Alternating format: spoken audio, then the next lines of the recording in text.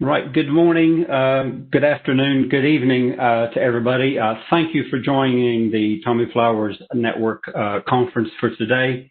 My name is Mike Williams. I'll be your compere and moderator not only for today, but for the next 4 sessions after this as well. So that just leaves me to, I guess, introduce the sponsor for the Let's Get Physical conference. Fraser Burton. For those of you who do not know Fraser, he leads on our network physics area, but he's also a classic experimenter. He likes to try things out. And for those of you that have read his bio, he built an electron magnet that actually short-circuited his parents' house. He's also apparently known in the business as well as electrifying a wet lawn. So I'll leave you to draw conclusions about how that turned out. He's a classic researcher. So Fraser, over to you. Thanks, Mike. Welcome again, everyone. This is the first day of the 2020 Tommy Flowers Network Conference, Let's Get Physical. As Mike said, I am Fraser Burton. I lead BT's Network Physics Research Team, and I will be kicking off proceedings each day this week for this conference. This week, we are showcasing the fundamental role that physics and physicists have in shaping our digital future. We have lined up some top-level presenters from across industry and academia, with experts in each topic that we are exploring on each of the 5 days. We'll be having some lively discussions, I am very sure, and there will be plenty of opportunities for you to ask your questions at the end of each of those sessions. This is the 4th year we have been running these conferences, and I'm delighted to say that we have more attendees now for this conference than ever before. So that's one of the few dividends of the pandemic. It's been a challenging year for everyone. The last 7 months have been very difficult. But one thing it certainly has underlined is the really central importance that telecommunications has in all our lives. So many of us have been working from home, and 10 years ago that would have been barely possible. The Tommy Flowers Network brings the communications and IT industry together with academia, both in the UK and internationally. And our goal is to develop the skills and knowledge of the future research leaders. So that's our postgraduate researchers now and students who are considering becoming postgraduate researchers. It's named in honor of Tommy Flowers. Tommy Flowers was a wartime communications engineer. He worked for the GPO, the General Post Office, which was a predecessor to BT. And he worked alongside Alan Turing in the code-breaking effort. And he developed the world's first electronic programmable computer called Colossus. Tommy is one of our heroes because he is an excellent example of how industry and academia can come together to make a really significant impact in society. So for this, the first day of our conference, we are focusing on the study of optics and the lives of physicists and engineers who are using the physical properties of light to extend the capabilities of optical communications. Later today, we have 4 speakers discussing different aspects of optical physics. We have Neil Parkin, who is from BT's Optical Networks Research. We have Ardel Iddin, the Technical Director at ADVA. Andrew Ellis, Professor of Optical Communications at Aston University. And Alistair Poustie, CTO and Founder at Rushmere Technology. To begin with, our keynote speaker is Professor Tim Whitley. Tim is the Managing Director of Applied Research for BT, and he's also Managing Director of BT's Technology Campus, Adastral Park in Suffolk. He is accountable for all aspects of BT's global research, and this includes the research, technology, and partnerships we have with world-leading universities. So I'm now delighted to hand over to our conference's first keynote speaker, Professor Tim Whitley. Well, thank you, Fraser, and good morning, everybody.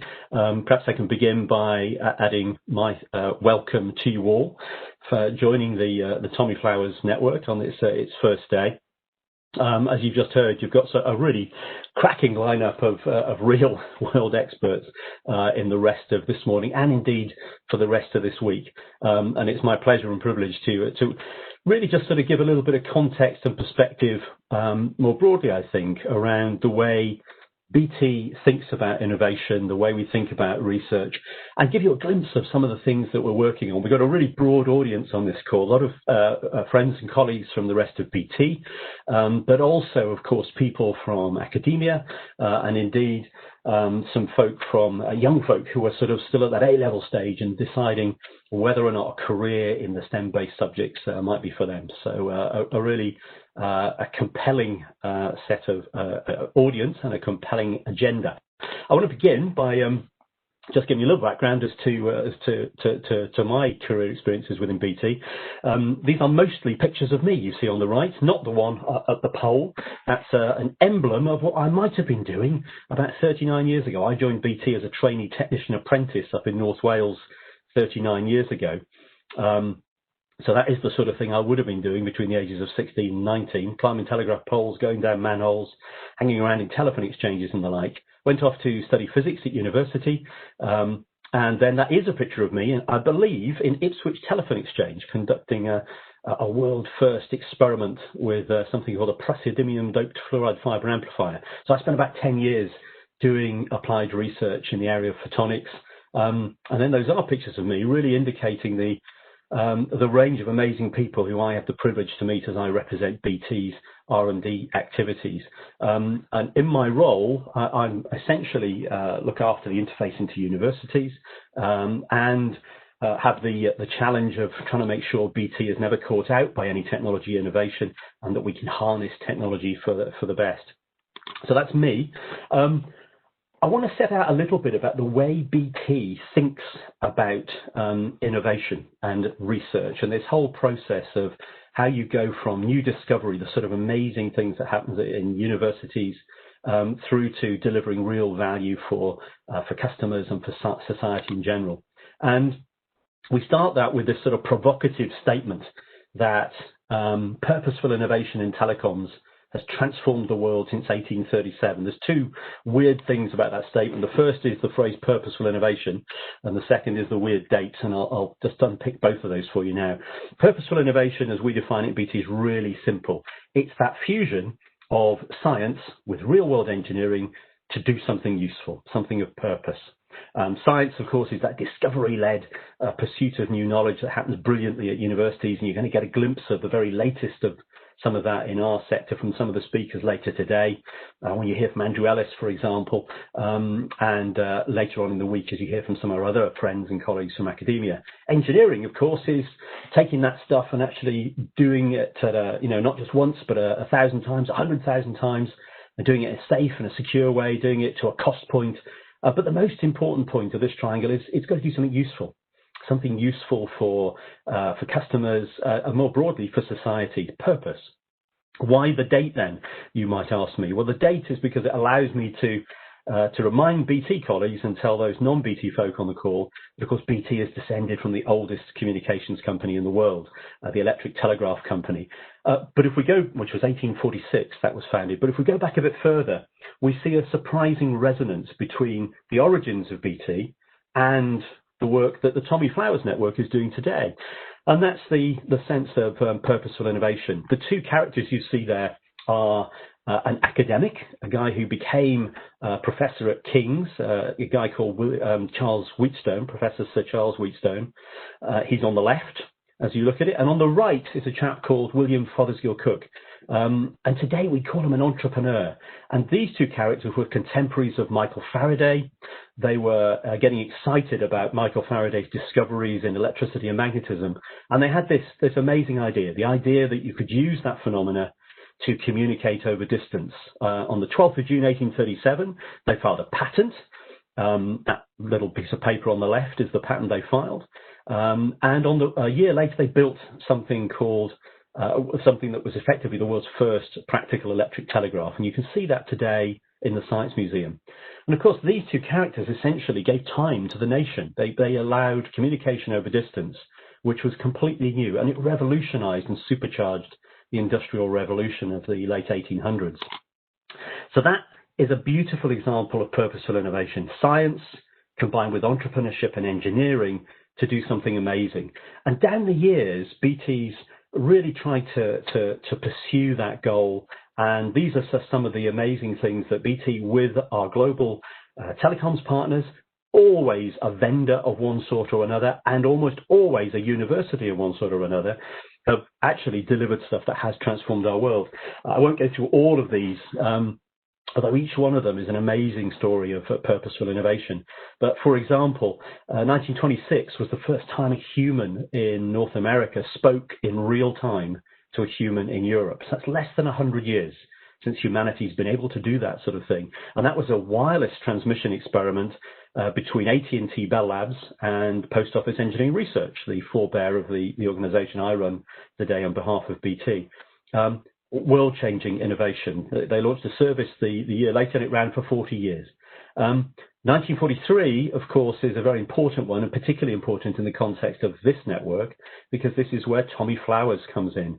So in 1943, the fusion of academia was people like Alan Turing, Bill Tutte, Max Newman, brilliant academics of their day, Cambridge University, working alongside Tommy Flowers, a post office engineering researcher. And it was the fusion of that academic brilliance with the engineering and industrial experience that allowed them to do something that neither party could do alone. And that was to create the world's first electronic programmable computer, something called Colossus. Those of you who follow the code story of Alan Turing will be familiar with that story. I'm not going to go through all of these, but this is a day about optics, so I have to mention 1984. 1984 is all about this stuff. This is single-mode optical fibre. This is about half a kilometre's worth of fibre, hair-thin strands of glass, the purest glass humans have ever managed to produce, and of course the very fabric of our modern connected world. 1984 was an important date because that was the date the first commercial single-mode optical fibre system went live anywhere in the world. It's between Milton Keynes and Luton, and it was the product of brilliant work between vendors of the day. Fibre wasn't invented by BT, it was invented by Kao and Hockham. Charles Kao won the Nobel Prize for it. But what BT did in those days of the late 70s, early 80s was to recognise single-mode fibre as the future and put in a lot of the hard miles of engineering to bring it to commercial reality. An amazing milestone on the evolution of communications globally. Skipping on, again, I'll do hardly any of these because of wanting to go on to talk about other stuff, but you will see some of the more recent examples of purposeful innovation coming out of our labs at the moment. You can see something there around quantum key distribution. I'll mention that later, and a very exciting world first that we announced a couple of weeks ago around quantum key distribution, which is a way of securing networks. You'll also see we very proudly point out the first that BT-EE were first to 5G, launching on the EE network last year. The very first 5G massive MIMO antenna to go live anywhere in the UK was at the lab I would love to be hosting you all at, which was at Adastral Park at Martlesham, a key milestone on the road to us getting 5G rolling out across the UK. One of the first deployments anywhere in the world. So that's purposeful innovation. If you're into purposeful innovation and R&D, then you invest. And these are just some of the stats that indicate the degree to which BT is investing. You can see we're the fourth largest investor in R&D of any organization in the UK over the past decade. If you're a lab, one of the things you do is invent, and if you invent things, then you patent things. In other words, you go through that process of proving that you've made an inventive step and putting it out there essentially for review by the patent offices around the world. BT does that. We had one patent in 1837. We've got just over 5,000 now. as part of our overall portfolio. And we track our invention rate each year, and we rank third, the third most prodigious filer of patents with the European Patent Office, not just of UK telecoms companies or even UK tech companies, but of all UK businesses. So a pretty decent filing rate, which is a really important way of protecting the services and systems that we launch globally, and therefore ensuring we can deliver those services to our customers in an ongoing basis. So an important element of what we do for BT. If you're a lab, you also want to key into that amazing discovery science that happens around the world. So BT's got relationships with many universities, several of them global, MIT, the India Institute of Science in Bangalore, Tsinghua University in Beijing, but also a lot of universities here in the UK, over 30 direct university relationships, which means that we can key into and benefit from the really healthy higher education sector we have in the UK. The UK is blessed in many ways that our universities rank number 1 or 2 for their discovery science, as measured by global publications in peer-reviewed journals and the citation count. So it's a really healthy ecosystem that BT works with in a very collaborative basis, and a very important part of how we start our applied research journey. This is the place I would love to be welcoming you to the conference. It's where we normally hold these, the 100-acre campus, here just about 10 miles from the coast here in Suffolk. This is the main lab block. And although it started as our lab over 40 odd years ago, over the years it's evolved into much, much more. So these days it's our global engineering headquarters. It's the UK operations centre, 24/7, 365 days a year, running our global networks, which go to more countries and territories than any other operator on the planet. And of course, our UK network, so important for allowing us to keep on doing all the things we want to do in our life. It's also the largest test and integration facility in Europe, which is kind of where we put technology through its paces before launching things into what is these days critical national infrastructure. And on that basis, it's really a national centre for digital communications and innovation. It's a decent number of people there. It's about 2,500 BT folk, about 500 folk working for OpenReach, of course, that legally separate element of the BT family. And very excitingly, over the last decade, we welcomed in about 1,000 non-BT folk working for over 150 other high-tech companies, large and small.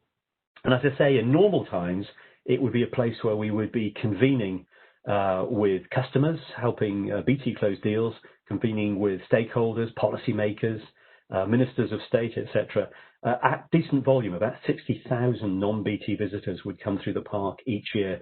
And very importantly, and very pleasingly, getting on for 10,000 of that footfall would be young people, school children from primary age right through to A-level age, really interested in technology and digital technology in particular, and how it can help address many of the challenges we face in our modern world. That would be Adastral Park. So afraid we can't take you there today, but maybe when we can get back to living our lives in a more normal way, many of you will have an opportunity to visit. I want to pivot now and just sort of talk a little bit about some of the challenges that we in the industry face and that BT face. And I begin with this one. It's the relentless pace of change. And I want to illustrate that in a few ways. This is a chart that those of you who are sort of nearer my age will probably have a drawer full of devices that look pretty much like this, and will now be recognizing good old device friends from years gone by. The younger of you will be like my young daughters, looking at these thinking these are out of the ark. But of course, it is a relatively short period of time that we have gone through these devices. This is 35 years or so of evolution in mobile device technology, evolving from the surprise and wonder of the early car phones, which were all about voice and were all about a quick call and then jump back onto the fixed network as quick as you can. And built on an infrastructure that probably had about 1,000 base stations, whereas these days every mobile operator in the UK has at least 20,000 base stations. Then evolving through the mass adoption of voice communications, the growth of texting, and then this amazing evolution to the smartphone, the devices we have today, and really shifting from being something about voice to being all about data, and from as I say, a sort of something of a luxury to an absolute dependency of everyday life. A recent Ofcom report, I think, concluded that of all the devices and all the tech that we may be willing to give up in our lives, the very last thing we would give up is our mobile phone, which is perhaps not too surprising, but it does really point to the degree to which this technology has transformed around us. And of course, it's therefore transformed the way we think about technology. This next chart, and apologies if you've seen this before, but I love this because it illustrates how fast not only technology changes, but we change. This is a picture, I always forget whether this is Christmas Eve or New Year's Eve in St. Peter's Square in 2005. And if you look carefully in the bottom right here, you'll see a little phone. You see some early tech warrior, an early adopter there with a phone. That's 2005. Look what the same picture from roughly the same place was a mere 8 years later. A complete change in the way in which we behave, in the way we have responded to the technology evolutions of the previous slide. And I couldn't find a slide for 2016, so I made one up. This, of course, is Pokemon Go, so it's excuse me for that. But I think we all know that, when we can convene in these sort of ways again, when we do get back to being able to convene in these ways, what people will be doing is streaming video. They'll be sharing in real time their experience. They'll be uploading to their social media accounts. And of course, those changes in behavior, which move from being nice to have to being things that everybody just expects to be able to do, ask profound questions of the infrastructure that companies like BT globally have to provide. So let's put some numbers on those sort of things with a few other little examples. This is some data from the 2017 Glastonbury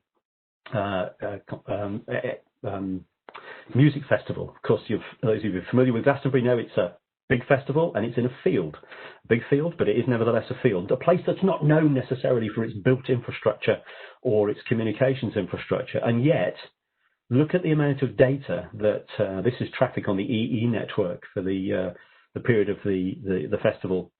Over 100 trillion bytes of data was transmitted. That was roughly double the previous concert. And I guess we know that when we can get back to doing these sort of things, the next one's going to be double or more that level. That's a vast amount of data. And for those of you who don't think in bytes, then let me bring it to life with a few other stats. It's about 100 million Instagram pics. And for those of you who are sort of nearer my age and don't think in Instagram pics, it would be about 23,000 of these good old things. DVDs, which if you stacked end on end would be a tall tower a tower taller than the Shard. It's a simply vast amount of data that essentially we have the challenge of delivering into what is essentially a field. That's the mobile network, but the fixed network is seeing a similar phenomena. Not quite 100% rate, but 50% compound annual growth has been roughly the growth we've seen on the fixed network for the past 15 years. Some years a bit higher, some years a bit lower, but pretty much solid 50%. If you punch 1.5 to the power 10 into your calculator, that tells you that in about 10 years' time, we need a network that's about 60 times bigger. So just reflect on that. After 180 odd years of building communications infrastructure, the growth in services and demand that we're facing means that in a decade's time, the network needs to be able to deal with traffic, which conservatively, if it just carries on doing what it's doing, needs to be 60 times bigger. And of course, we only need a big breakthrough, some amazing innovation that suddenly drives traffic more to give it an even greater challenge. And I'll just reflect on what that means from a network perspective. This next stat is a bit of a silly one, but bear with me.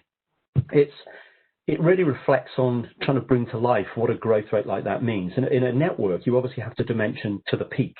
You can't dimension to the average, so you need to be able to deal with the peak traffic. Otherwise, half the people are annoyed, all the time. Now, doors similarly grow. One of our major academic partners is Cambridge, and every time I go there, I note how low the doors are in those lovely old colleges. And that's because, of course, humans have grown over the last few hundred years. But if humans grew at the rate that our traffic grows, then doors would need to be about 15 meters tall by 2025 to avoid us all clattering our head every time we walk through them. That just puts in perspective the rate of growth that we're faced with. Now, of course, That's demand. Revenues are not growing anything like that. If anything, revenues in global telecoms are flat to declining. So this is a huge challenge. How do we respond to it? The answer is we respond through the science, the engineering, and the technology that you're going to hear about later on in this session, and the innovations you're going to hear about during the rest of this conference during the week. And it's that fusion of science with engineering that allows us to deal with these sort of demands in an elegant way. And if we look forward to the next decade, then actually I think we're going to see even more exciting applications, even more demand, but even more innovative and creative responses. These charts try to sort of capture the way in which we see communications evolving over the next 5 to 10 years. And I'll give you a few little examples of this, of work we're doing right now in just a moment. But this is harnessing developments in photonics that you're going to hear about later, developments in wireless technology, developments in some quantum technologies, developments in AI and computer science, and developments which essentially are going to allow us to have an ultra-connected world where it's not just ourselves, but it's the billions of so-called Internet of Things devices that we will be connecting. What's the point of doing that? Well, because that will allow us to harvest information and data, and that data, powered by AI and machine learning, will allow us to make better decisions. Essentially, insight about stuff will become the value commodity within communications. And the potential that offers is to just help us with many and many of the challenges we face in society. So challenges to do with pollution, challenges to do with the environmental impact of what we do, challenges to do with economic productivity. So you can see on this chart, and these are all things that BT is actively researching with our academic partners and with other technology companies, things like smart, agri-tech, smart application of smart technologies to agriculture, very important, environmental and a necessity, of course, for life. How we transport things around, so smart transport, how our entire cities run through smart city applications, how we keep ourselves safe and secure, and how we create and consume and distribute our energy. There is a huge range of applications, but the important message I want to land here is this is all built on a bedrock of the physical sciences that underpin those areas that you'll be hearing about in the Tommy Flowers network as we go through. Let me just give you, I want to give you a couple of examples, very recent examples, and some of my BT colleagues will be familiar with this one in particular, because we've been talking about it for the past 6 months or so. This is an application of technology called 5G. You'll all be familiar with the fact we launched 5G the middle of last year and are now rolling it out across the nation. And this is just one of the myriad use cases that we're envisaging for 5G. What does 5G give us? Well, advances in coding technology, advances in the way we encode information onto those wireless signals gives us more bandwidth, advances in the antenna technology, and indeed changes it to the frequencies we use, the physical properties they have give us different characteristics that allow us to give better coverage. Changes in the architecture allow us to think about ultra reliability in our mobile communications, and that opens up a whole range of new services. The architecture of 5G gives us a lower latency, lower delay across the network, and again, that opens up a whole range of new applications. And this is one particular use case that we've been working on jointly with King's University in London, Ericsson, one of the big mobile technology providers, and with the Queen Elizabeth Hospital in Birmingham. And it's a beautifully simple use case that has some profound implications. It's all about remote expertise. So it's about beaming in the consultant. That chap you see on the right-hand side there is a consultant in the Queen Elizabeth Hospital wearing a virtual reality headset. You can see the little graphic to the top right. He can see in superb quality video and audio. He can see what's happening in the back of that ambulance over on the left-hand side. We've got augmented reality in there, so you can see real-time data and telemetry that's coming off the poor old patient who's lying in the ambulance. That's what the consultant can experience. You'll also notice the paramedic has got a glove on, and that's not because his hands are cold. That's something called a haptic glove, and there is a haptic communication channel as part of this, which is exploiting the ultra reliability and low latency. And it allows the clinician in the hospital to actually feel and control what's going on in the ambulance. And in this particular use case, there's an ultrasound scan happening. So the goal here is essentially for the paramedic and the consultant to work together to decide what's the next best step. This is insight as a service, if you like, allowing the next choice as to what the pathway of care for that patient should be. It's a beautifully simple application. The clinicians, I mean, we've been learning huge amounts from this at BT, and the clinicians are now thinking of myriad other use cases where they could adopt this sort of technology. But just think for a moment about the benefit to society for this. There's an obvious benefit that the patient gets dealt with better. That's the main and first order benefit. But if that then results in them being taken home, perhaps, rather than being taken to the hospital, to then spend time in the hospital, to then be taken home, there's an immediate efficiency in terms of the use of the precious resource of the ambulance, the assets and resource in the hospital. There's less people there. There's less stuff going on. So those resources are not under so much pressure. There's less pollution as journeys that don't need to happen are not happening. So this tiny little example of one application of 5G, when you think about it and write it across the whole of society and industry, providing insight to make the next best choice, actually, you can start seeing some profound implications. And this is all built on those advances in wireless and optics communications. So it's a lovely use case and one that we're very excited to be working on with the Queen Elizabeth Hospital. This is sort of completely different, but equally exciting. This is a research program that we've just kicked off with a range of partners. Bristol University, a load of the creative media boutique specialist companies that exist in the Bristol region, a dance school, a nationally famous dance school. And this is, again, about a 5G application. So this is actually now thinking about the future of immersive visual and audio communication, thinking the future about what we're doing here. And it's thinking about how, really from glass to glass, right from the video capture moment, where the cameras capture video content, right the way through to capture, encoding, transmission, delivery, and then presentation to an end user. And thinking about not only the technical challenges associated with that, but the physiological challenges associated with that. How do you actually do all that so the experience that you're experiencing in that virtual reality doesn't give you seasickness, doesn't make you feel rubbish? You know, how does it land as a really compelling thing? The research questions here are really interesting because, I'll mention some of the things they're trying to do first of all. If you look at the little pictures there, on the bottom left, if you look closely, you can see a boxing match is going on. And what the people sitting on that sofa are enjoying, and you look on their coffee table, they've got a little 3D representation of the boxers. And actually, if they chose to, they could get up and walk around that.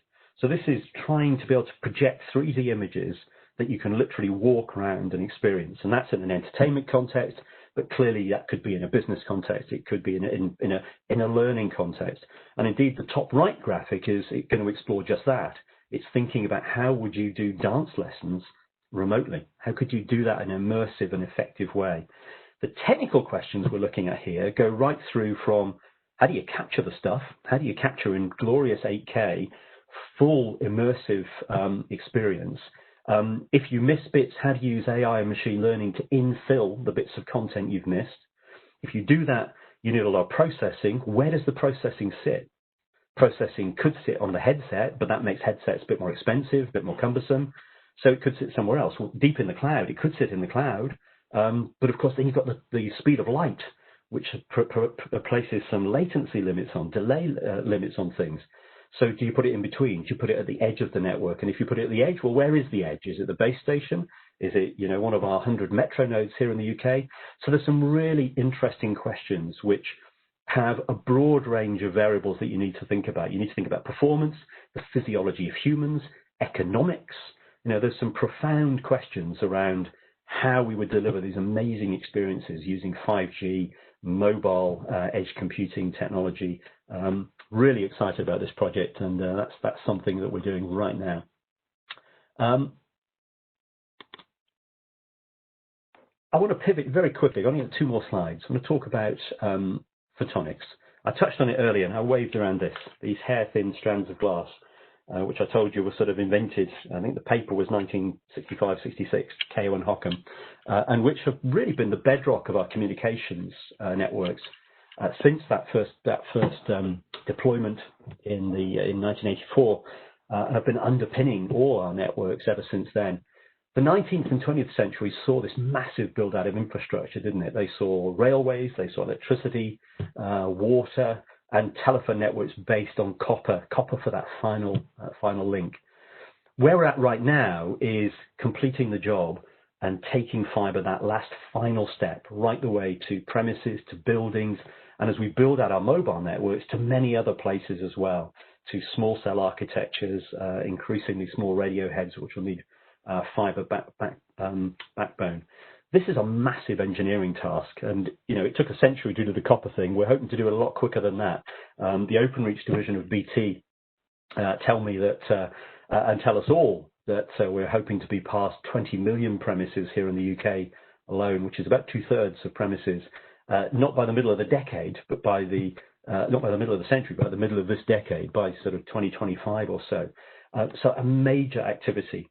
This is going to be worldwide. This is going to be hundreds of billions of pounds invested. And this infrastructure will be the infrastructure for the next 100 years. This will need to endure.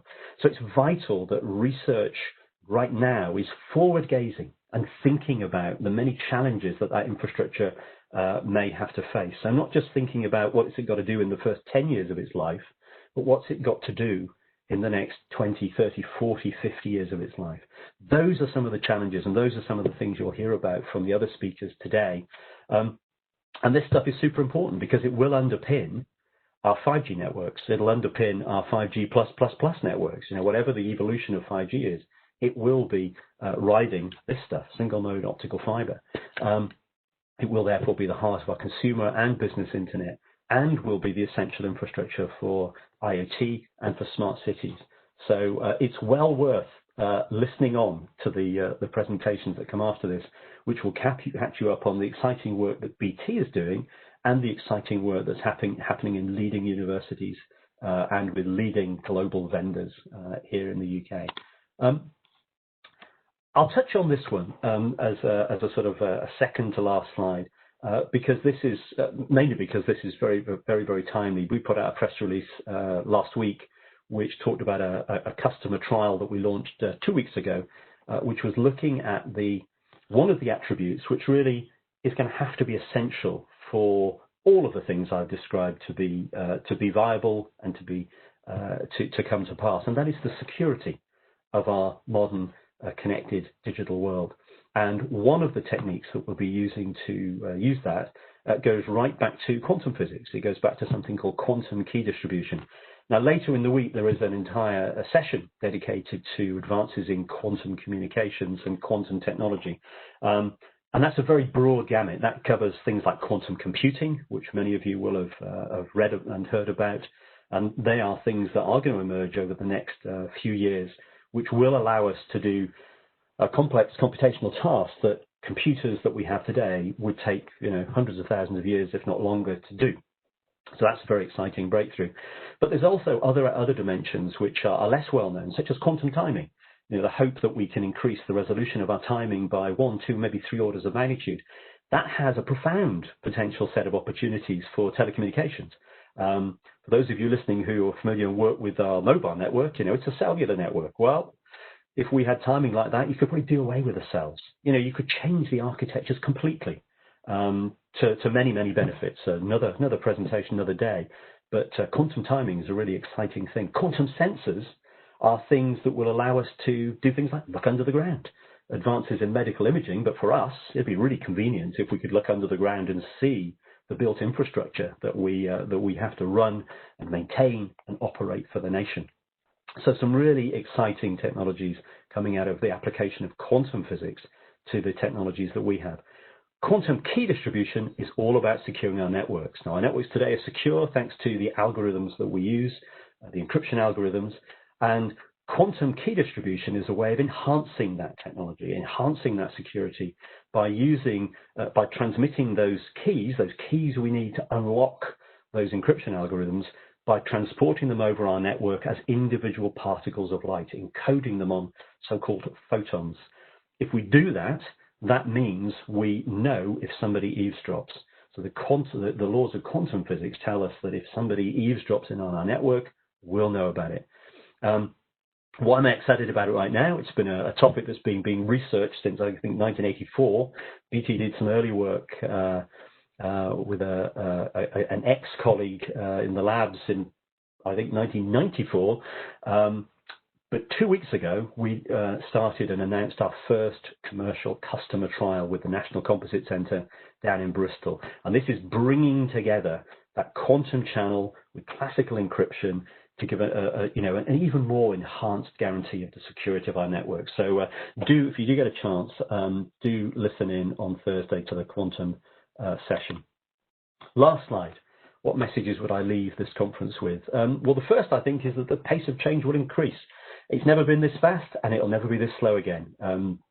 We need to get used to that, embrace it, and we all love a challenge, don't we? So that just means we need to focus harder on those challenges. As Fraser touched on, these are difficult times, very difficult times. But I guess, if there are silver linings, we are hearing about people wanting to build back better is one of the phrases we're hearing. And I guess it's inarguable, isn't it, that necessity is the mother of invention. And when times are strange like this, then the need and the appetite and the propensity to explore new things goes up. So I think we will see a real challenge on digital transformation, which is a real opportunity. How can we, as a communications industry, how can we harness and rally together all these different ingredients that we have, from AI to machine learning through communications, 5G, 4G, full fiber? How do we bring those together to help the nation, to help our customers, to help our citizens respond and find new ways of, educating, new ways of healthcare, new ways of doing things? I do think that is one of the things that we need and will, and I'm confident will, respond to. The application of AI to business problems and processes is a huge opportunity. The advances in computing, the physics of computing and AI have been extraordinary over the last 7 or 8 years. And it's not just in the end user applications. We tend to think of AI as sort of, Alexa, right? But AI is actually something we're applying deep in the infrastructure, deep in the photonic layer, deep in the radio layer. At the labs here at Martlesham, we're looking at how we can apply AI to the business of radio planning, to the way in which those 5G antennas actually work. Deep into the physics is where we're looking to apply some AI. So it's not just the really cool things we can think about in the more application layer. And my final message, I think, is probably the most important one. And this is particularly targeted on the cohort who the Tommy Flowers Network was really designed for, which is those PhD students and those postdoc students. The applied research, and I think in the medical circles it would be termed translational research, is the vital link. It's the vital link between discovery science and the economic and societal value that we're all seeking. That's what it is. And it's a multidisciplinary team game. I've had a really great career in many, many different roles, as you've seen, from field engineering through lab-based research through to corporate strategy director for BT. And the thing I've learned is, you don't know what you don't know. It's really obvious. And if you've got a brilliant idea that you think could solve a problem, then the thing you need to do is get with people who have the problem and know about the problem. But do it in a humble way. Do it in an engaging, humble way, because your curiosity about their problem will lead to the conversation that leads to you co-creating and co-innovating and finding solutions together. The Queen Elizabeth Hospital is a beautiful example of this. BT like to think they know a bit about photonics and AI and 5G and 4G and communications and all that stuff. Clinical setting of a hospital, not so much.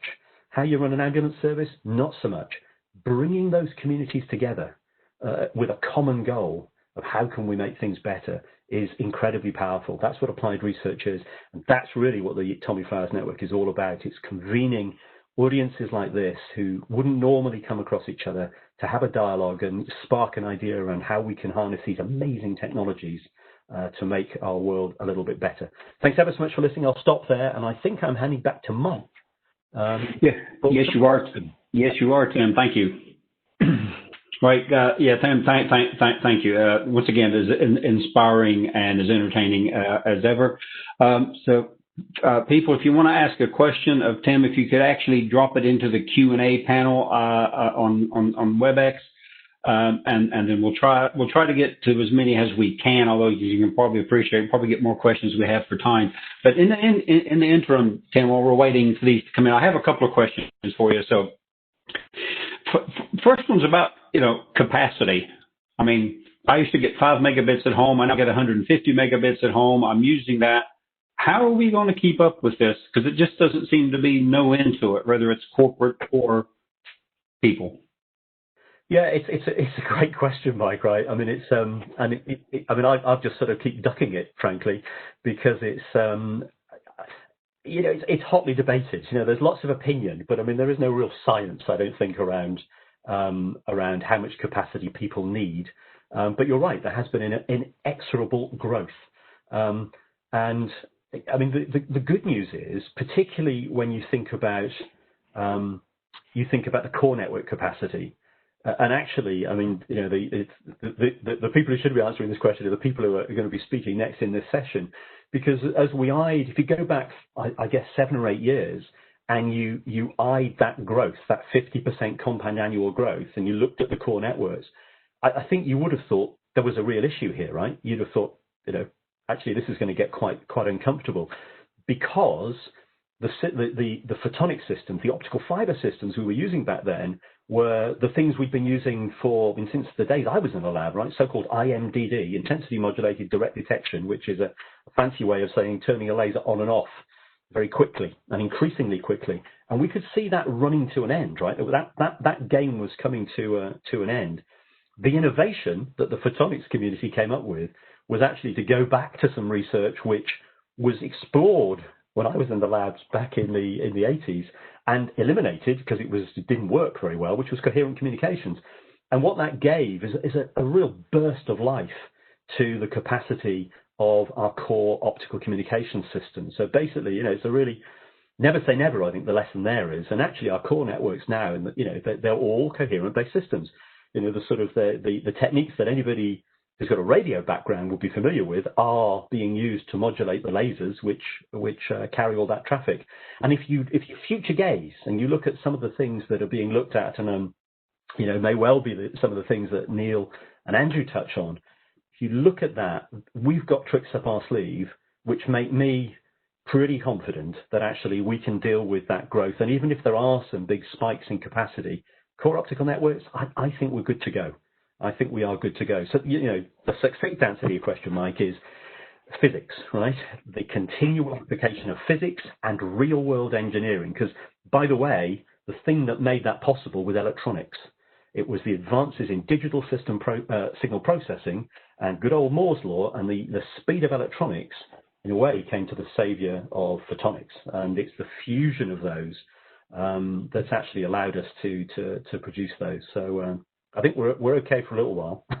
Okay. Well, I've had kind of an adjacent question here from Ryan Hill and John Borowski. I'm assuming I've pronounced that right. It's kind of a similar kind of question. So Ryan goes on about he's heard of the Shannon limit for the upper limit of information transfer.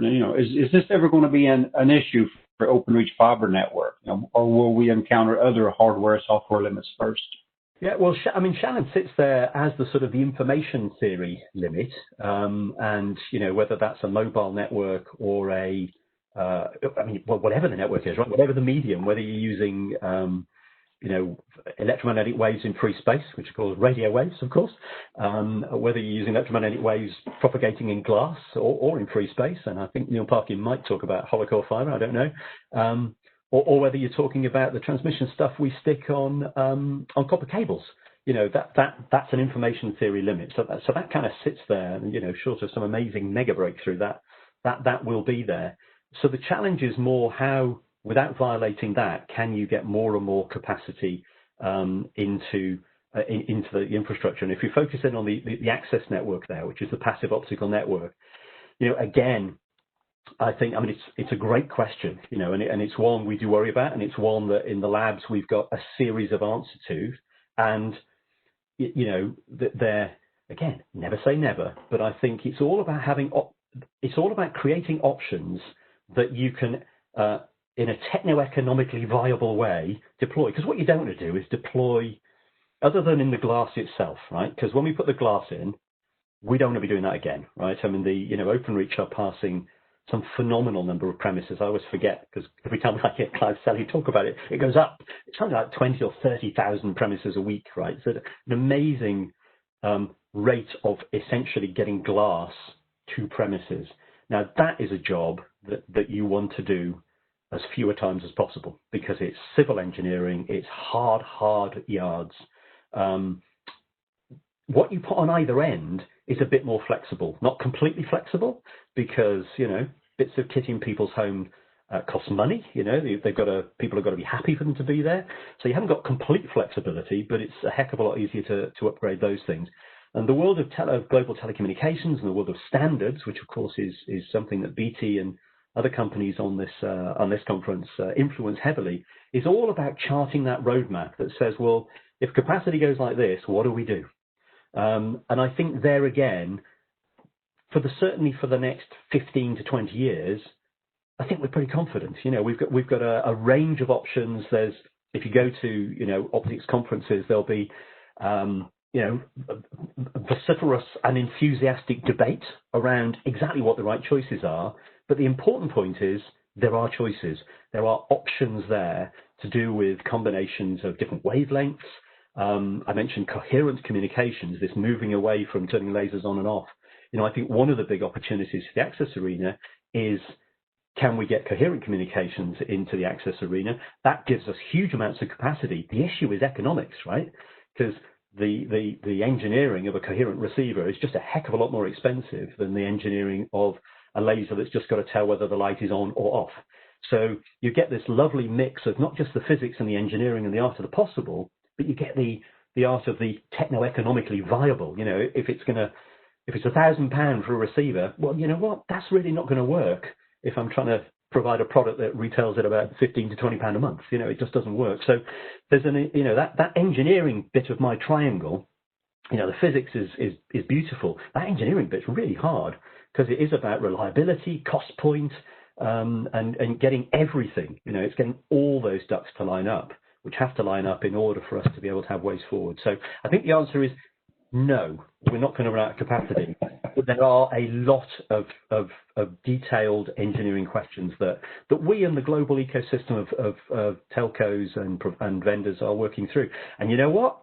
There's some new tech coming around, and I think Alistair Poustie, who's going to be talking later, is one of those really exciting smaller companies who've just got some really great ideas that could change the world. So that's the beauty of this space, isn't it? Always got to be looking for innovation and new ways to solve those real world problems. Yeah, great. Thanks, Tim. We've probably got room for one more question. And I've had them come in from, and I hope I pronounced this right, Sherelle Dunbar-Dow. So, the data we enable, the more we consume and the more we store. Are BT involved in any research to help reduce the costs and space needs of physical data storage and to make it more sustainable? We are actually, and it's a really, really important point. I forget the absolute number, but BT as in the UK represents a couple of % of our overall energy consumption as a nation, right? So it's one of those things we've always had as part of that design criteria. If you think about your broadband, there's been low power modes for years. If it's not doing anything, can you let it fall back to a lower power mode? So it's always been there. But I think what's happened over the last few years is, of course, as we and the rest of the planet have woken up to the real challenge associated with energy, I think it's moving from being a variable to being a really, really, really, really important variable, and one where I do think this is where deep physics is going to help, isn't it? This is where we need to go right back to basics in the electronics we use, the actual fundamental chippery that we use, be it electronics or photonics, and think in a profound way, is there a way, what's the energy usage of this? So a lot of there's work going on right now in my lab, which is which is asking those sort of questions. What's the energy per bit that we are consuming, and what can we do about it? I mean, pleasingly, BT's been doing a lot. I mean, a lot of telcos around the world have been focused on this, but I think there's a pretty decent record over the past 10 years, actually, of BT taking its energy, its actual energy usage down, but we just need to do more. So it's very much an active research area, and it's very much an active research area within the ecosystem of universities here in the UK, both in terms of minimizing usage, but also in terms of generation. So, I mean, the UK is investing very heavily in its R&D, its national R&D in renewable energy, be that sort of offshore wind type stuff, or be it battery technologies, thinking about the revolution that we need to have in transport and all areas of our economy.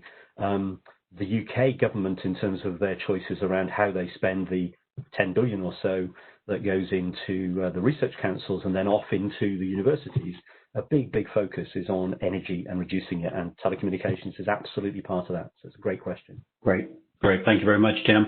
On that note, I'll bring this session to a close. Tim, thank you very much. As always, very insightful, very entertaining, also very passionate, which I think is the words I'm seeing in some of the feedback already.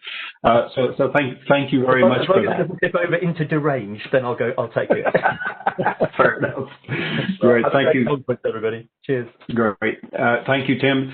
So we're going to move on to our next speaker. So I'd like to introduce Neil Parkin. Neil's one of BT's leading researchers in the optical networks area. I mean, I know when I have visited Neil a couple of times in his lab, he's got lots of racks of equipment. He's got a proper workbench.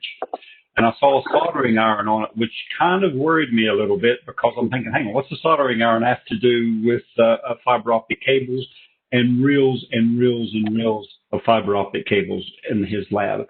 So, Neil, over to you. Thank you. My name's Neil Parkin, and my talk's going to be on optical research at BT. My alternative title for the day is what does an optical researcher actually do? And not many people know this. So I realise that not many people actually know this. If I ask my wife, she says I drink coffee all day. If I ask my kids, they say that I put lasers on cooking sharks. I don't know where that comes from. Always makes them laugh. If I ask my parents, they suggest that I fix telephones like the one on the right-hand side of the slide. What does an optical researcher actually do? Could be any one of these three things. I'll let you guess which one is true that I actually do. But how did I get here? How did I get to where I am now? So I didn't take a standard route. I did an apprenticeship at Sellafield as an instrument mechanic, and as well as there, I was interested in how things are actually made, how they're designed. So I went to university, and I did a master's in electronics and optoelectronic engineering, and that's where I got my real interest in optics. And from there, I went to Hewlett-Packard, and I designed optical transceivers. So these kind of things, which are the optical workhorse of the network. These go on the end of every single fiber, and they're what convert optical energy to electrical energy and vice versa. Eventually ended up at BT, initially working in network design and working on DWDM networks, so dense wavelength division multiplexing networks, and then to optical research team. So not the usual route. So back to my title, what do I actually do at BT? Well, if you apply for a job at BT, this is the kind of thing you would see on the application, on the job advert. Lots of kind of quite dry titles, so things like business stakeholder engagement, collaboration project work, academic research, vendor engagement, involvement in international standards, intellectual property development, and internal research. So what do they actually mean? Because they're very dry on their own, and it's very hard to understand essentially what you would do on a day-to-day basis that these things are suggesting. So I'm going to go through three of these I'm going to go through the ones in bold and try and give you a flavour of what that actually means to me on a day-to-day basis. And the first one is business stakeholder engagement. So there's two types here. First is a kind of pre-discussed future-looking research. So there's a piece of technology we know exists and the business wants to introduce it. And we carry out some research to make sure that can be introduced in a seamless way. The second is we have a problem type of issue, and that's the one I'm going to take you through today. So this is when a problem can't be resolved by what we call the first, second, and third line support engineers. So those are the guys in the street and their own technical experts. And eventually, it'll end up at research if nobody else can fix it. And this is when we get to play detective.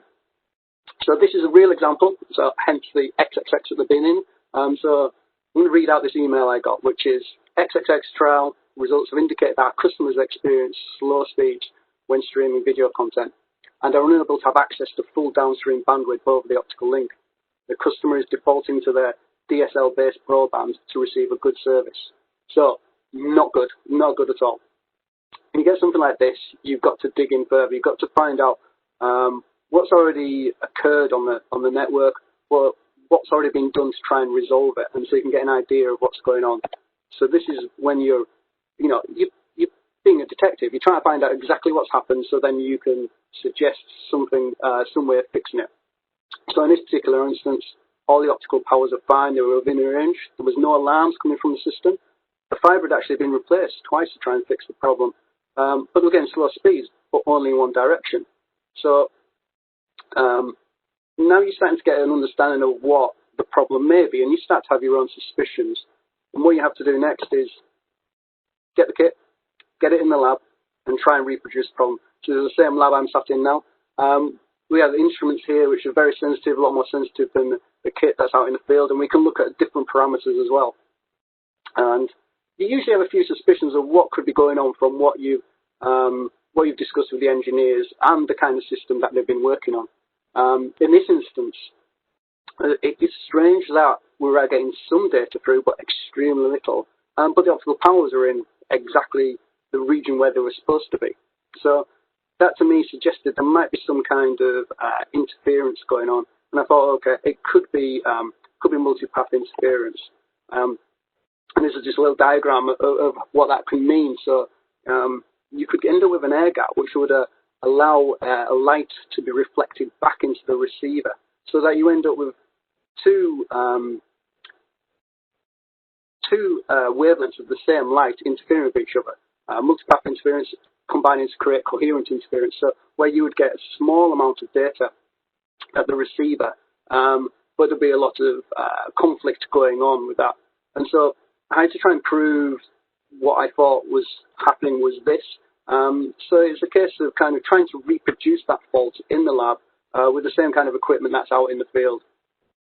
And after a fair bit of testing, found out it was a very small component that plugs into the transceiver, and it was slightly out of tolerance. So sometimes it would work, but if you give it a little knock, it would create a very, very small air gap, which then allowed an extra wavelength of light to be reflected back into that receiver.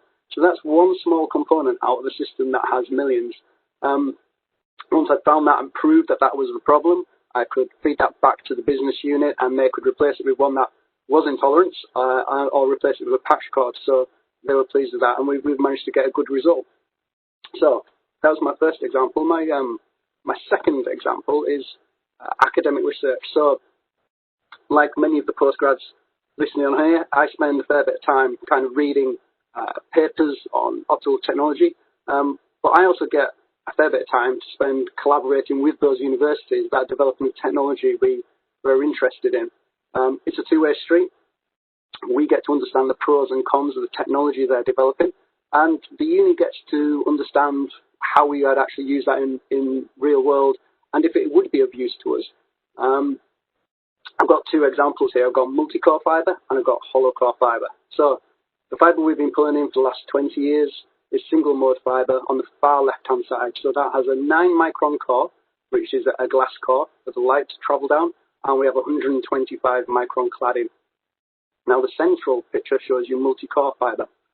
Now that's the same outer cladding, 125 microns, so it's the same size, but within that 125 micron cladding, there are 7 cores. So now you've got 7 times the capacity. I'm working with an EU project called IPT Core with a Polish university and Polish vendor who's developing this technology.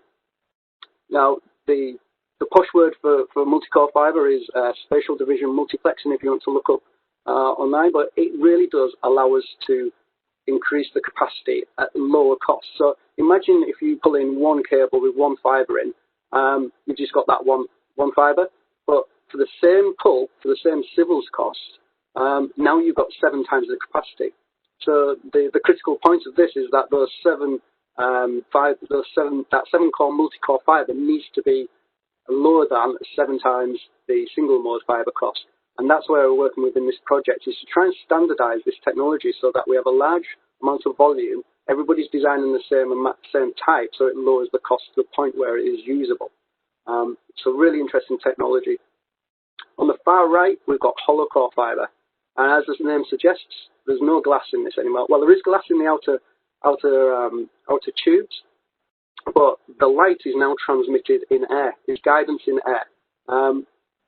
In single mode fiber, we've got total internal reflection where the light bounces around on the inside, but in this hollow core fiber, we've got guidance in air, which means that it's 30% faster than it is in normal silica.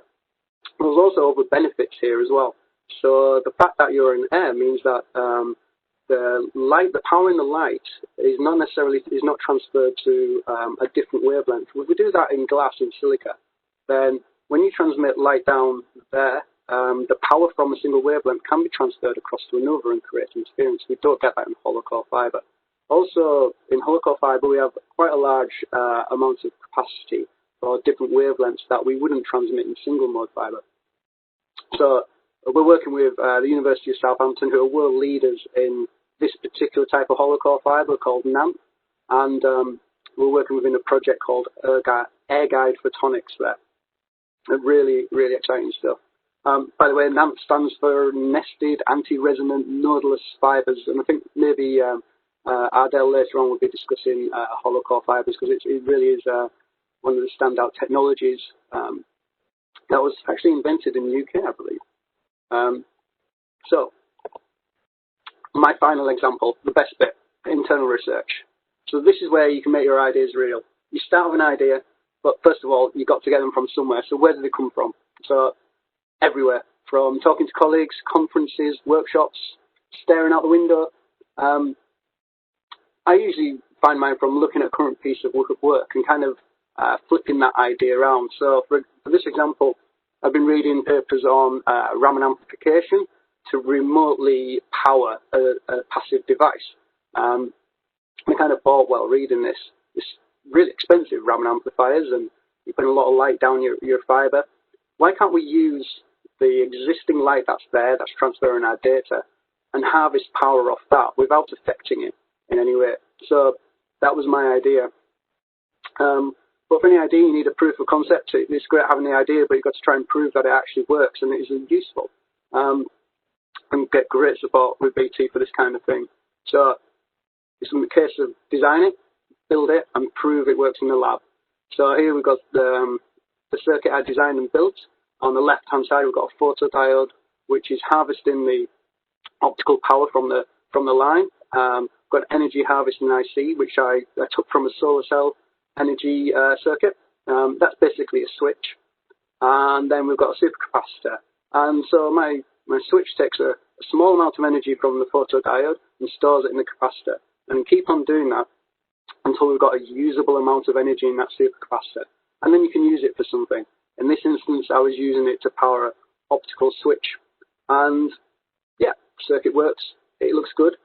But now the challenge is to show that it can be used for something useful. So that's, again, with BT, really good. We've got all the commercial equipment so we can test this kind of idea out. In this case, I wanted to prove that I could do something useful for fiber to the home. So here on the left-hand side, we've got a schematic. Might be a little bit complicated, but basically we've got on the top, we've got one FTT circuit, and then on the bottom a second one. And I'm using my switch, which is in the purple, to connect the two together. So I've got a photodiode, which says is PD there, and it's detecting the amount of light on the circuit, and then if the light disappears because the fiber's been broken, it closes a switch and allows the customers on that top splitter, that 32-way splitter, to be connected to the bottom one, so providing resilience. So test this on real systems. On the right-hand side, we've got what's come from the real-time oscilloscope, which allows me to test all the timings on the circuit to make sure it works correctly.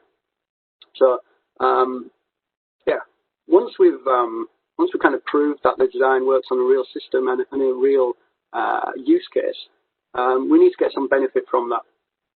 So for my kind of work, it's publish, protect, and downstream. So publish, that's conferences like ECOC and OFC, and that's a case of kind of opening up a dialogue with the rest of the industry. Do you think this is good? Would other people be interested in it? Can we get more volumes and standardization around this kind of technology? Also, we need to protect, so if there's anything in there that could be patented, then we want to double check that, and we do that with our own internal patent attorneys.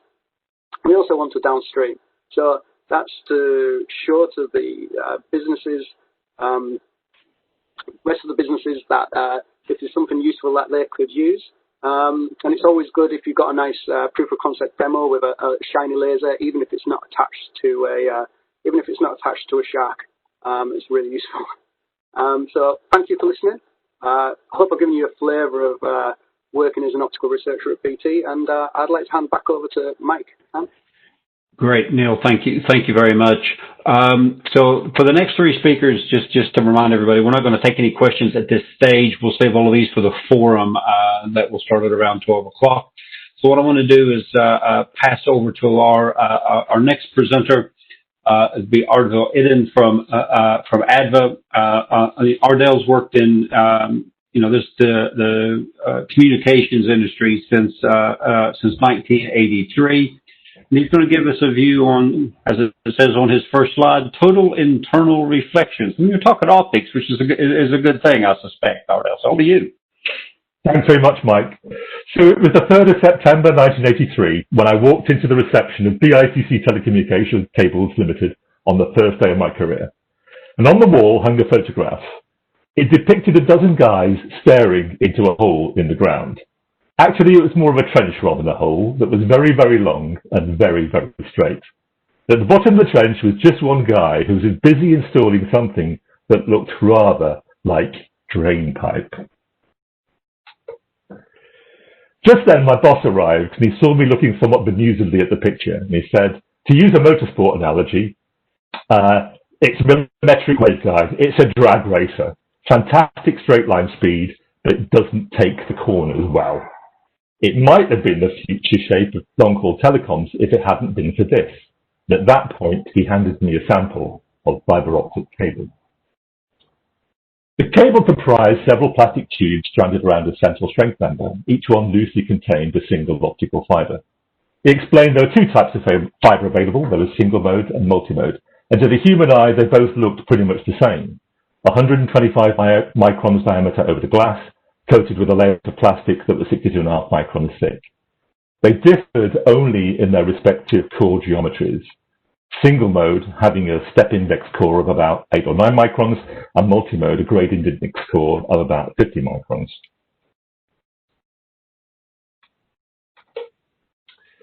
Now, despite single modes being lower in cost and far better in performance than multi-mode, and was recognized, as Tim mentioned, as the ultimate goal of things that we wanted to deploy. At that time, it wasn't being deployed at all. And fundamentally, that was because of issues around availability of optoelectronics, but at a more practical level, issues of splicing and connectorization. These required precise alignment. So a small offset in the order of microns might only have a small impact when connecting two multimode fibers together, but could yield an unacceptably high loss in the splicing of single mode. Now, over the next year or so, these issues were solved, and in '84, the first single mode systems were deployed. And although multimode is used extensively today in private enterprise networks and some data centers, since that time, single-mode fiber has become, in one form or another at least, ubiquitous in the external networks of telecoms carriers.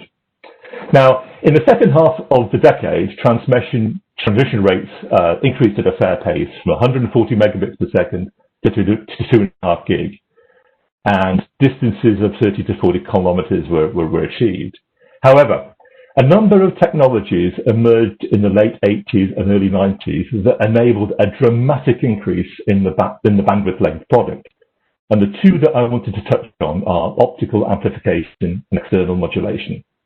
Now, these, along with other techniques such as optical filtering and forward error correction, resulted in the ability to deploy high-capacity transmission systems which delivered a total bandwidth of 400 gigabits per second over distances of about 600 kilometers without any form of intermediate electronic regeneration, using a technique called dense wave division multiplexing.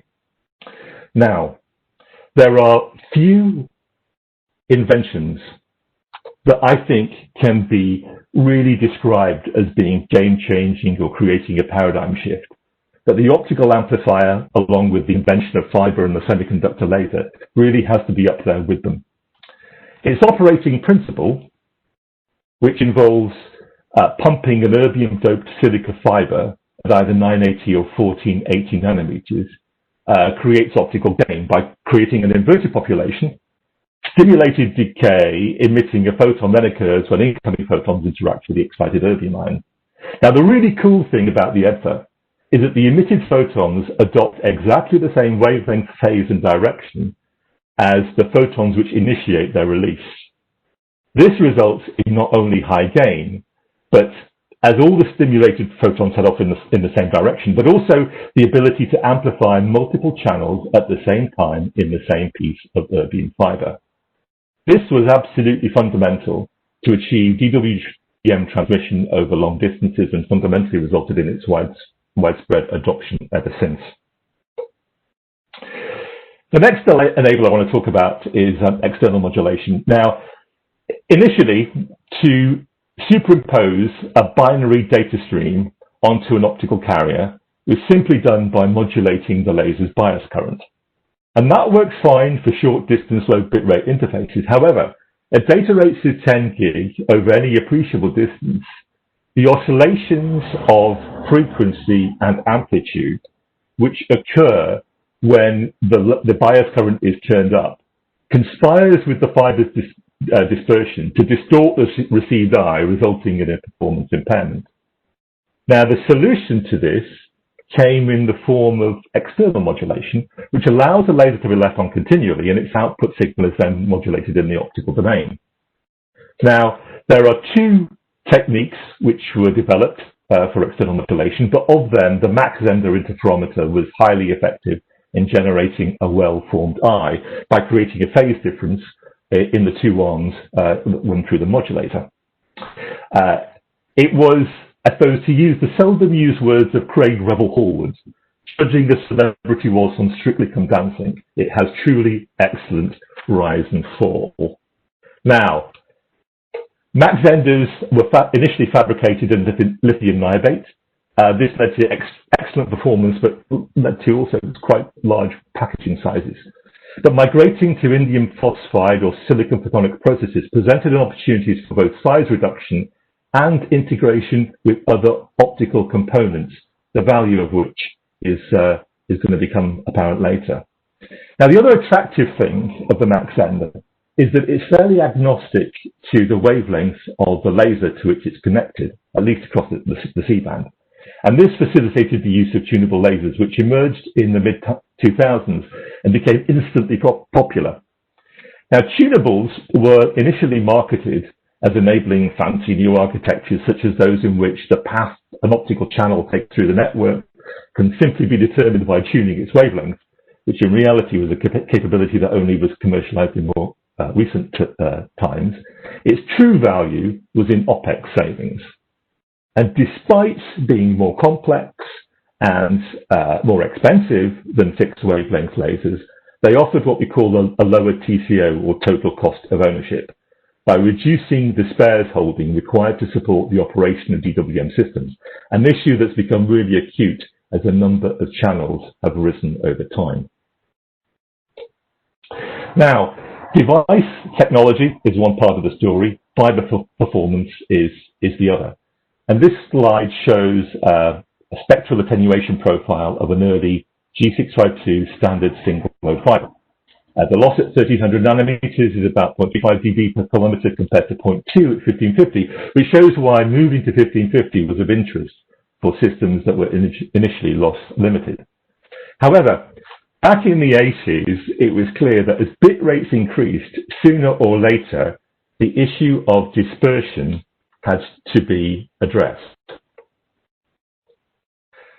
And one of the ways in which this was done was to develop a new single-mode fiber type called SMFDS, or dispersion shifted, which had a zero dispersion point at 1550, and it was standardized in ITU in a standard called G653.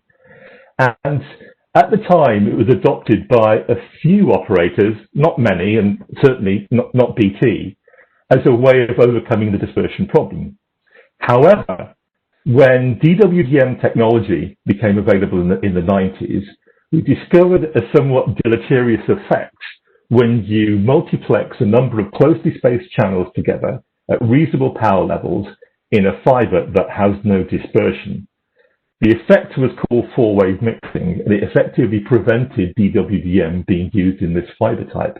However, for the operators that had deployed it, all was not lost, because when L-band DWDM occurred, which is a transmission at slightly higher wavelengths, the dispersion in that band was just sufficient to suppress the impacts of four-wave mixing, and so a usable workaround was created.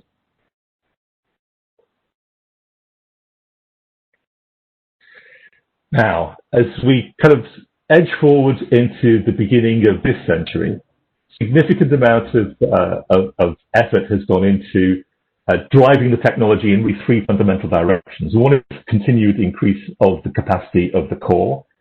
The second was increasing utilization of the DWDM aggregate, wavelength agility as we call it, by the introduction of optical add-drop multiplexing.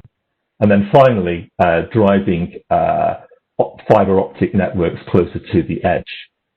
And of all of these things, the two that I really wanted to touch upon are the core technology using coherent transmission and the DWDM in the metro edge. Now, coherent transmission solved at a stroke all of the issues of dispersion and PMD that had challenged the deployment of 10 gig DWDM systems in the core. At the same time as massively increasing the transmission rate, it also enabled transmission distances from a few hundreds of kilometers to several thousands of kilometers to be achieved, and therefore further validating the strategies of those operators who decided to stick with G652 fiber from the outset. Now, a coherent transmitter fundamentally has, or coherent interface rather, fundamentally has two essential building blocks. There's the DSP, the digital signal processor, and the optical engine. So the DSP provides the interface to the line card, which takes digital electronic signals in and converts them into an analog format to be handed off to the optical engine. The optical engine comprises all of the optical components which enable a coherent transmission system to be realized. Now, over years, since 2010, when the first 100 gig coherent interface was introduced, the size and footprint of the technology has been scaled down quite significantly, partly down to Moore's law shrinking capacity of the DSP, partly down to integration of the photonic engine into a single photonic light guide circuit, a package called an IC Trozer. And this is a photograph of such a device, which uses silicon photonics. It incorporates all the components which are used in the optical engine apart from the laser, in a package size of about 15 mil by 22.5 by 3.6. A further benefit of coherent is the fact that the interface can be programmed, and for any given line rate, you could choose different modulation depths and a different baud rate. Going to fast baud rates enables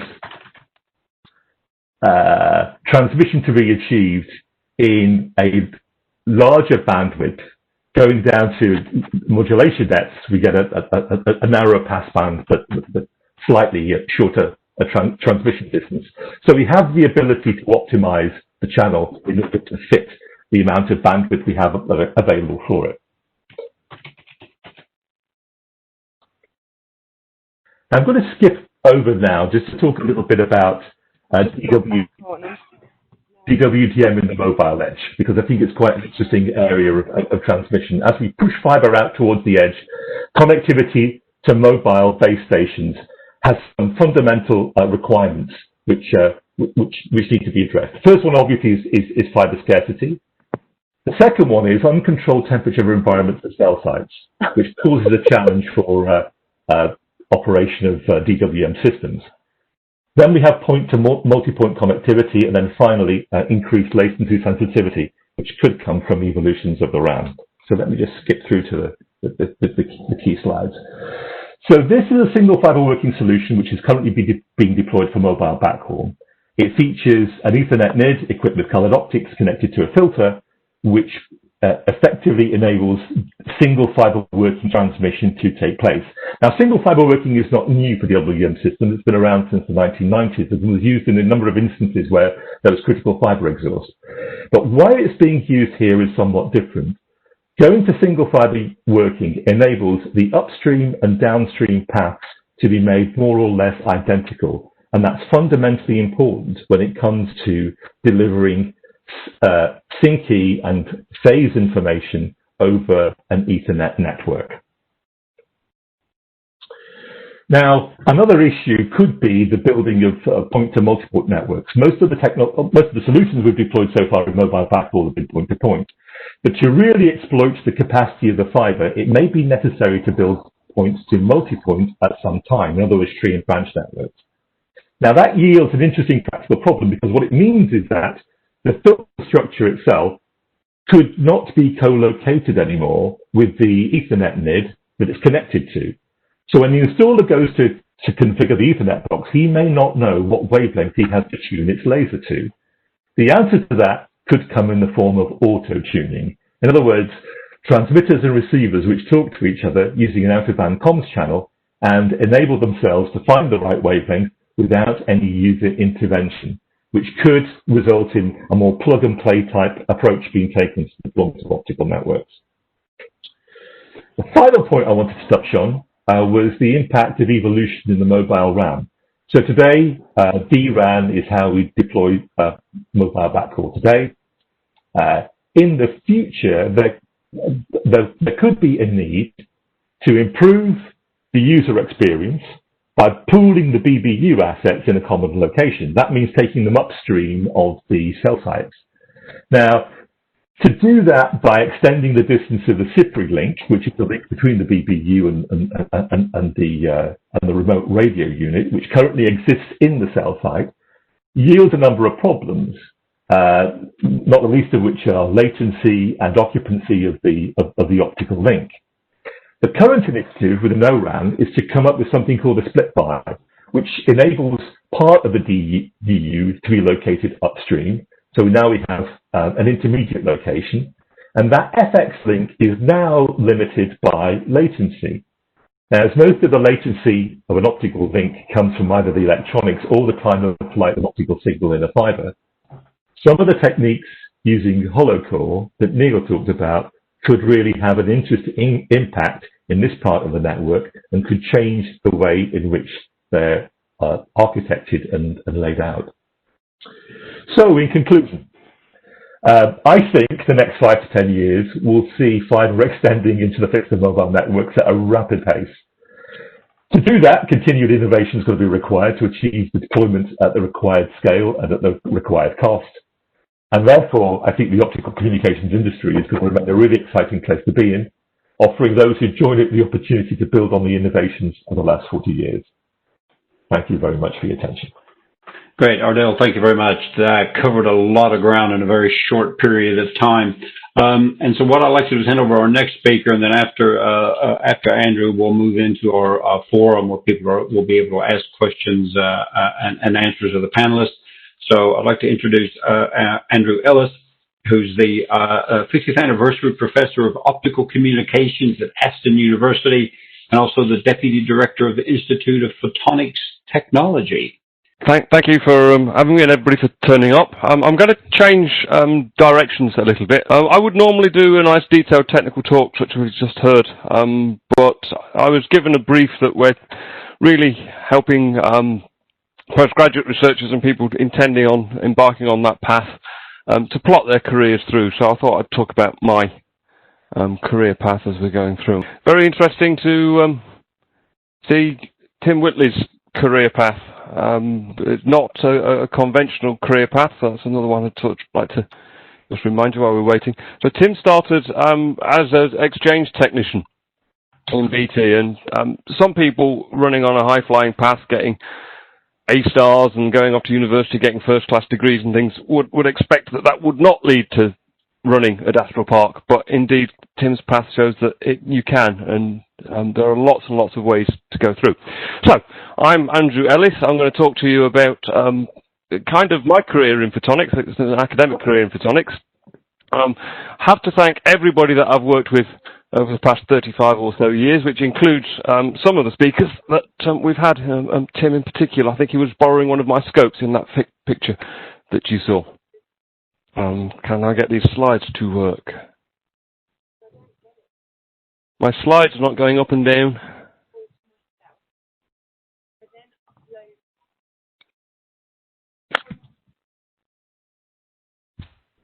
Hi, Andrew. It's Sarah. Hello. Hello, Sarah.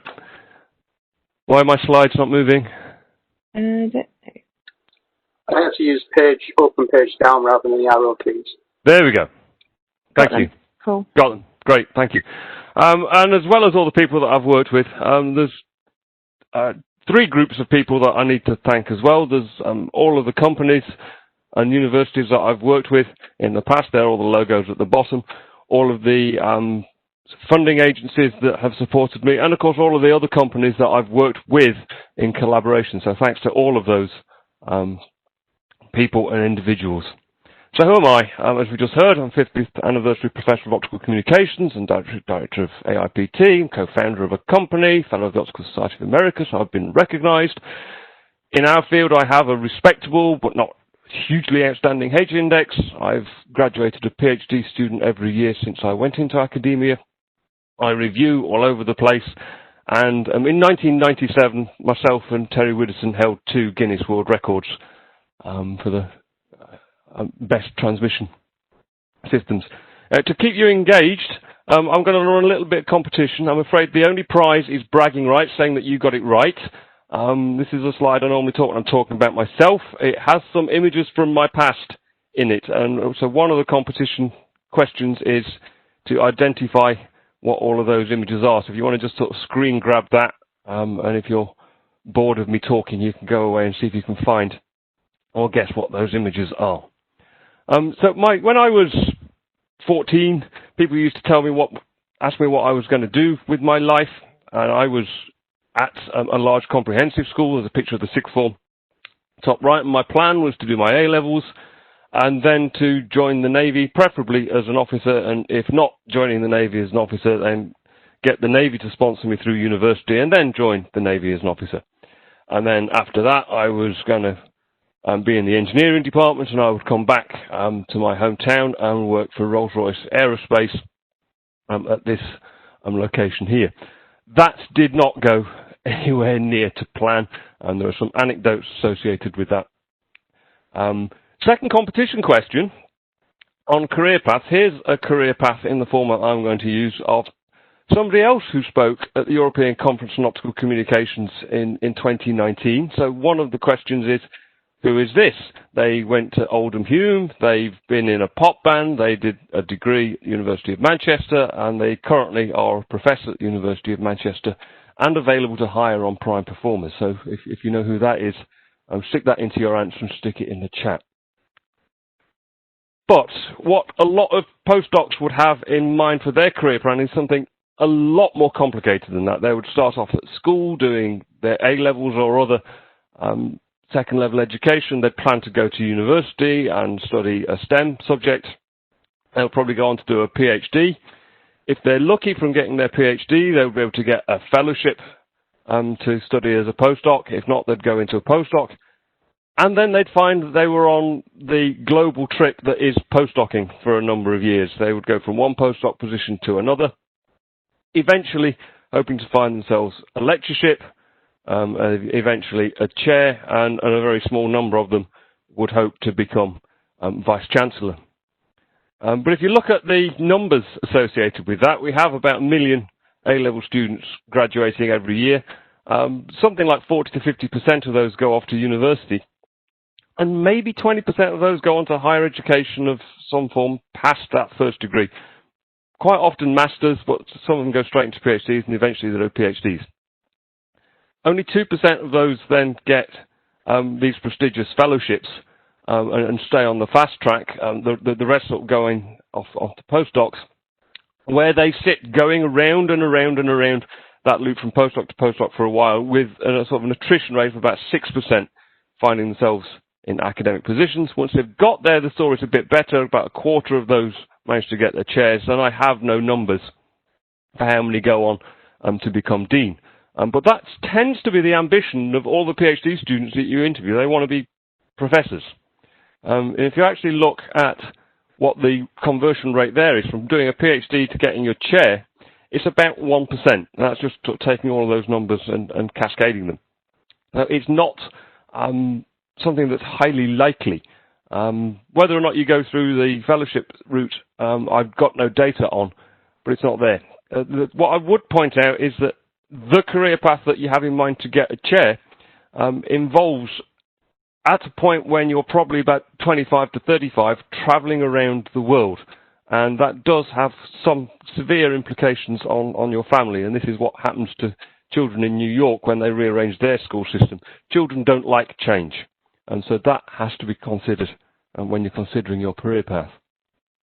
And it's not just me that's sort of saying that this is a torturous route to getting to professors.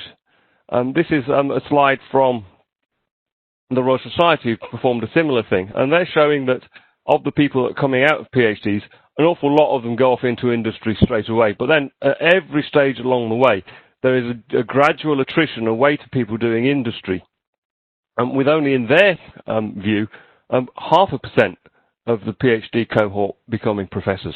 So a huge attrition on getting out towards professor.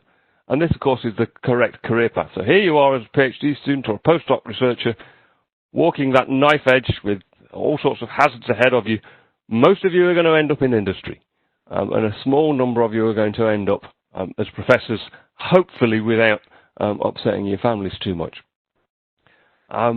People, when they're comparing working in industry and working in academia, say that it's quite different. And if I looked at that presentation from a colleague in BT, his day sounds very, very similar to my day, only he doesn't have to lecture to undergraduate students. Some of the time he has to talk to customers. So we have that customer interaction is different, but the rest of what we do is the same. And then people say, yeah, but in academia you have academic freedom.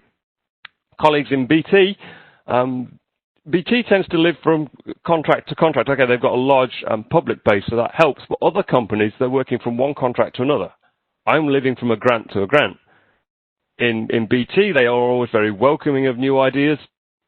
And they need to check with their customers that that's an idea worth pursuing before they do too much work on it.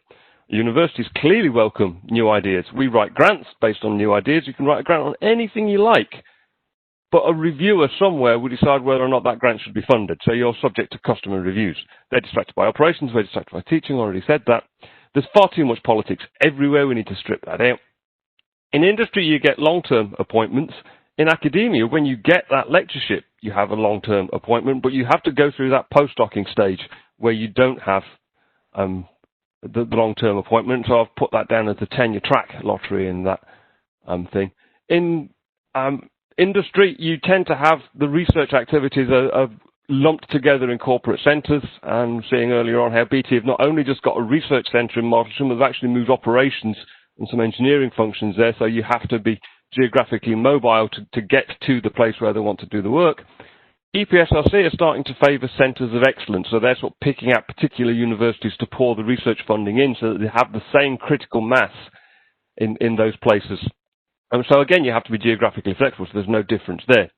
In industry, if you wish to become very well known, you probably want to work for a tier 1 company like BT. In academia, you want to work for a university that's rated 4-star in REF.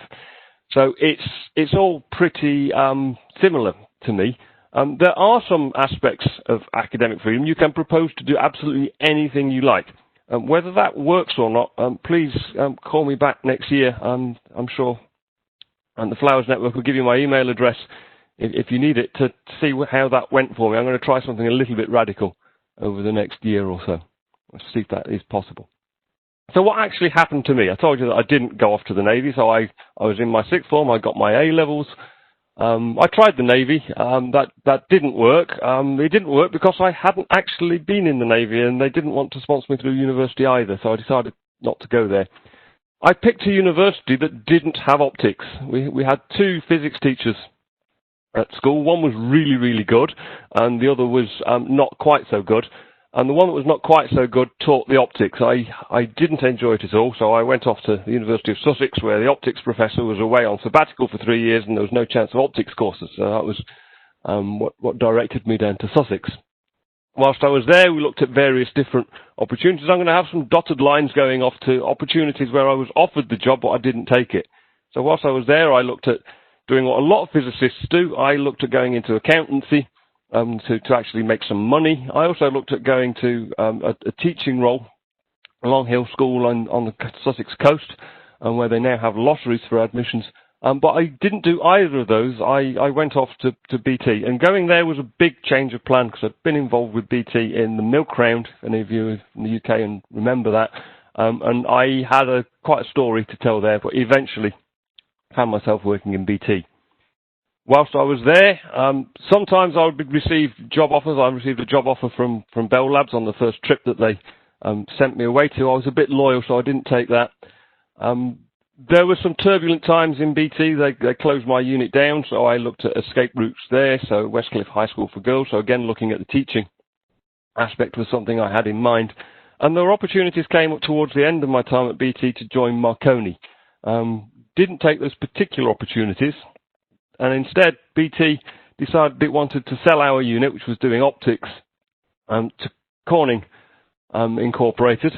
So we moved over there, reasonably smooth transition. The Marconi thing then morphed, and there was another opportunity to go off there, and again, didn't go off to Marconi, thinking of those screaming children. Whilst in Corning, that sale took place during what we call the dot-com boom, so that 40%, 50% growth that Tim was talking about. When we finally hit that growth rate, the industry got very, very excited, and everybody started paying lots of money to buy each other and profiting on what was going on. The rate of deployment of fibre and wavelength division multiplexing systems went through the roof. So that's when we were sold to Corning, because BT could get a good price for us. But that was a big bubble, and bubbles burst. So when that burst, Corning closed their lab down.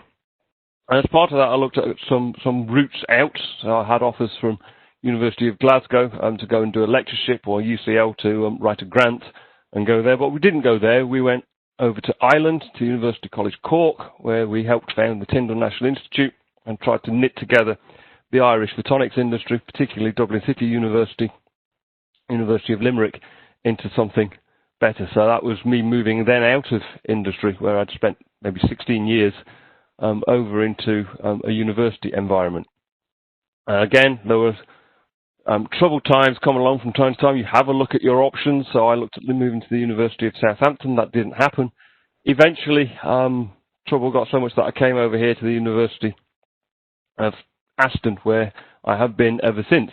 The good thing about all of those aspects that I've done, other than the schools and the accountancy firm, pretty much everybody that I've done interviews with and been given job offers from are now my solid, firm, trusted, beloved collaborators on a lot of the research that I do. So none of that time was wasted. But that's a pretty hectic career. It's nowhere near what I thought I was getting in for.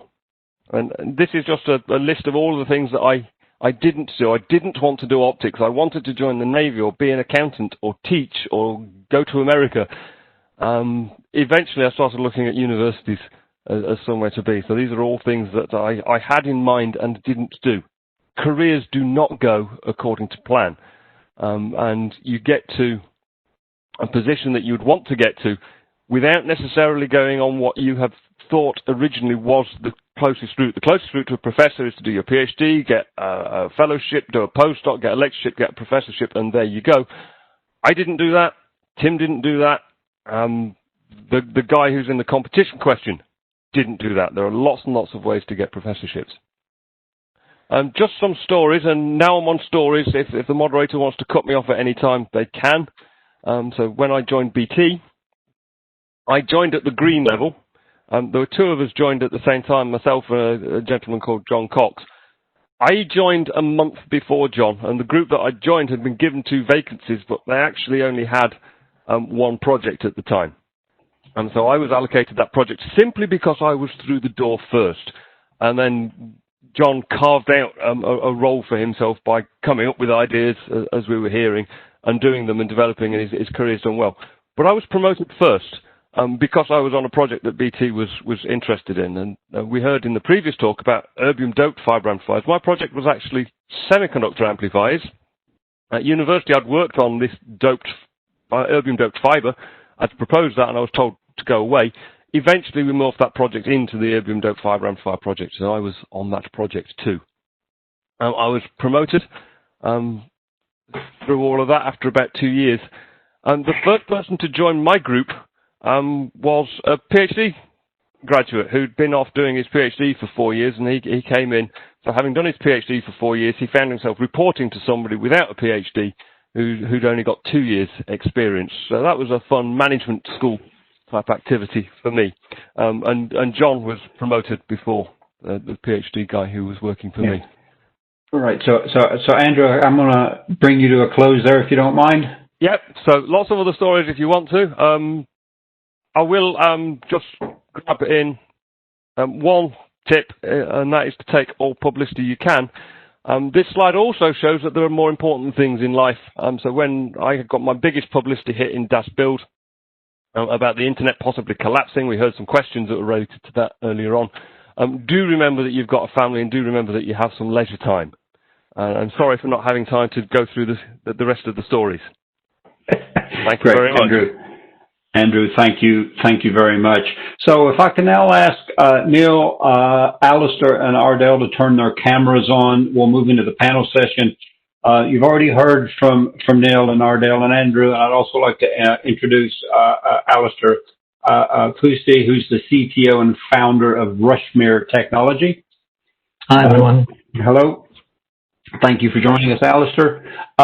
And as I think I've posted in the chat bit, if you have any questions you would like to ask, please post them in the Q&A bit, and I will try to get to as many of them as possible between now and 12:30.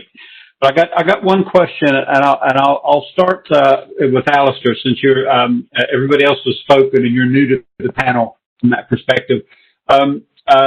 Just a small question. So what do you see as the next big technology for optical networks? So I think the big next technology, as Ardel touched on, is really using optics at the edge. I think the edge networks for access and for 5G networks are going to be the more exciting places to be for the next sort of 5 years or so. And so developing new technology that serves the new requirements there is really what my company, Rushmere, is all about. But as you've heard from Ardel, there's also a lot of activity in the industry about that. So I think that's the real kind of cutting edge of the next 5 years of optics. Great, Alistair, thank you. So Andrew, from an academic perspective, I mean, are you seeing a new technology coming through in terms of the next big thing for optics? No, Andrew, sorry. Yeah, new technology is an interesting word. Technologies that are newly deployed in optics, I would say, rather than brand new technologies. There are a few new ideas coming along because in optics, compared to free space communications like microwave and 5G.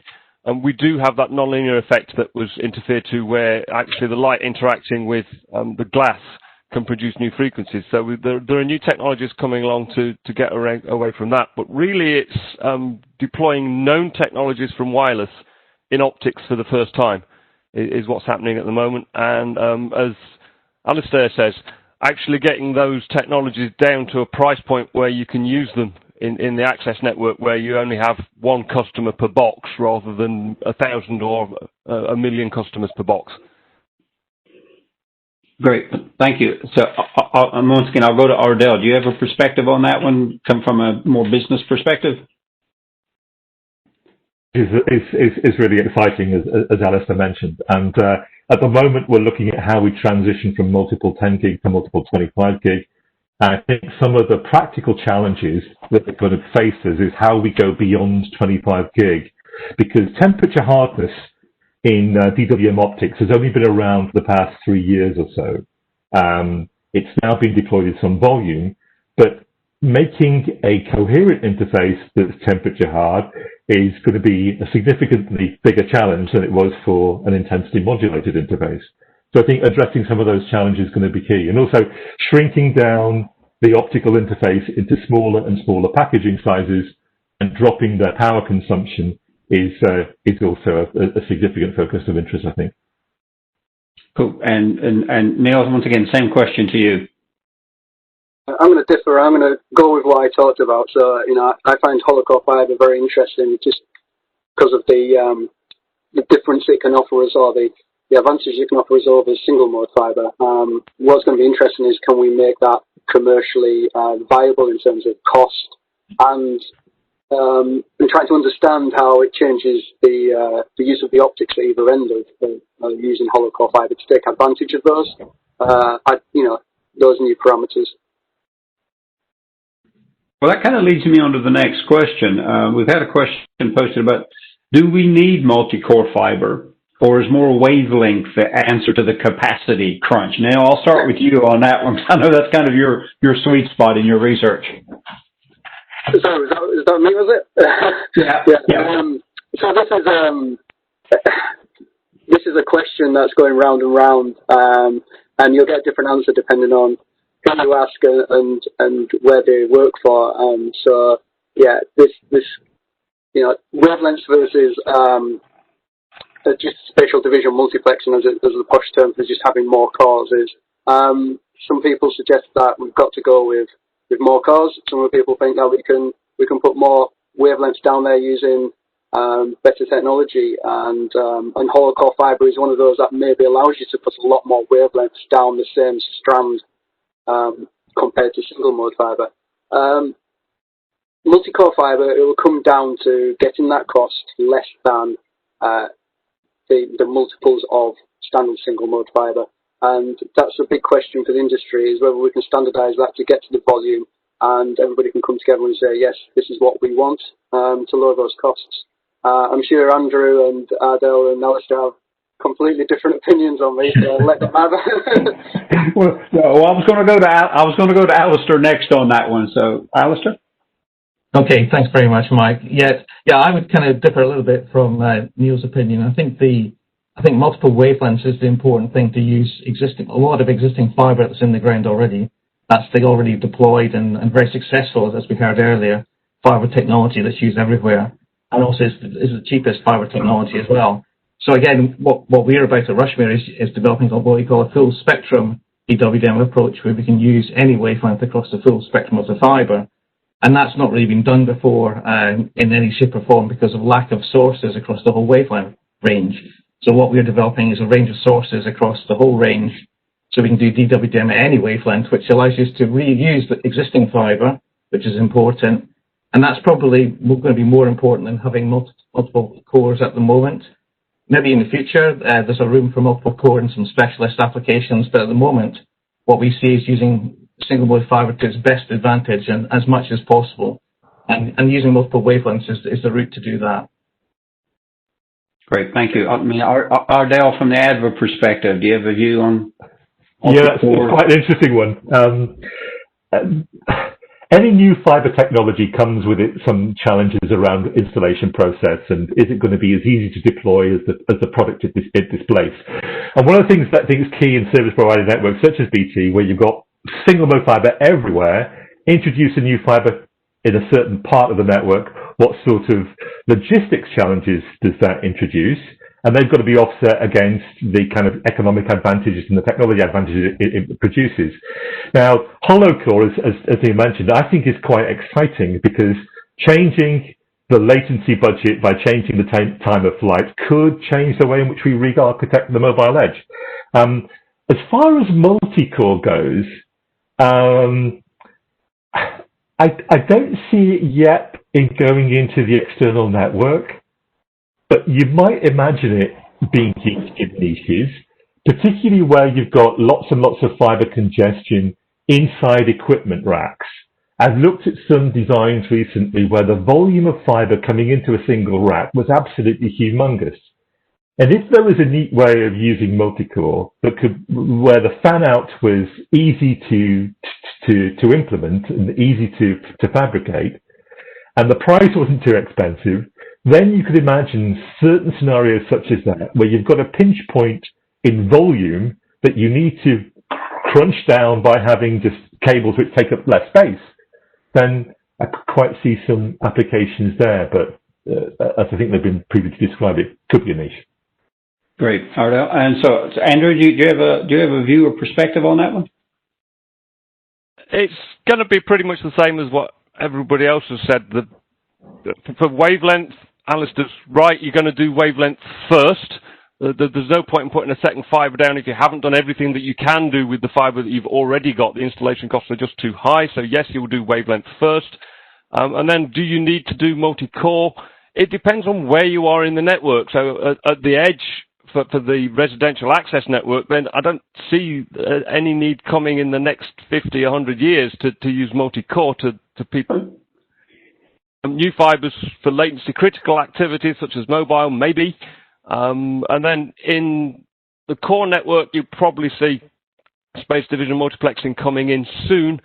We already do space division multiplexing in submarine networks, not with multi-core fibers, but that's just a cost issue. That submarine cables are already many, many strands of fibers propagating simultaneously. So we're already looking at space division multiplexing in submarine cables. So it depends where you are as to which fiber is going to be best. But in the access network, probably single mode for maybe 50 years or so. So Neil, I'm going to come back to you, give you last word on this, as you seem to be holding out for this. So any last words before we go on to the next question? I think Andrew encapsulated it perfectly. You know, you will always use what you've got in the ground to its full capacity. So yeah, you will light that up completely. But once you reach the capacity of that, then you have to make a decision whether you pull in the same kind of technology as you did before, or do you move to something else? And like Ardel suggested, then maybe if you move to something else, maybe it allows you to enable some new technology. Let's say, you know, a low latency front haul for 5G network. So I think we reach that decision when we need to start pulling in more fiber. And that might be a while yet, because with the technology that companies like Alistair's are producing, then we can probably put a few more wavelengths down there yet and increase that capacity. Okay, great. Thank you. So slight change of tack on the questions. I've had a question come in from Lewis Williams, and he's basically, he's an ex-apprentice, but he doesn't have a degree, but he's really interested in the physics and science side of computing. He tried university, found it wasn't for him. He says, what are your thoughts on there being a glass ceiling for this sort of career for someone without a degree? Or do you believe moving into that sort of career is still fairly attainable? And Andrew, I'm going to, given the nature of your discussion, I'm going to point this one at you first. Examples of people who haven't gone on the traditional path. So I've got to a professorship. I did my research, the bulk of it at BT before I got my PhD. So you don't need to go through that. In academia, there is still a bit of snobbery about, you know, you can't actually become a lecturer without a PhD, so that's a little bit unfortunate. But BT is definitely a company that takes people based on their merits rather than anything else. I was an example of that. I was managing a PhD after 2 years. Tim's another example of that.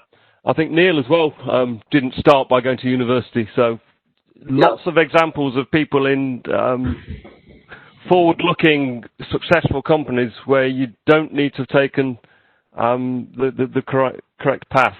You simply need to take your opportunities when they come up. So there's people within our team that don't have a degree, so that have come here as an apprentice and have moved around, and they have really good experience of how things work within the networks that BT deploy.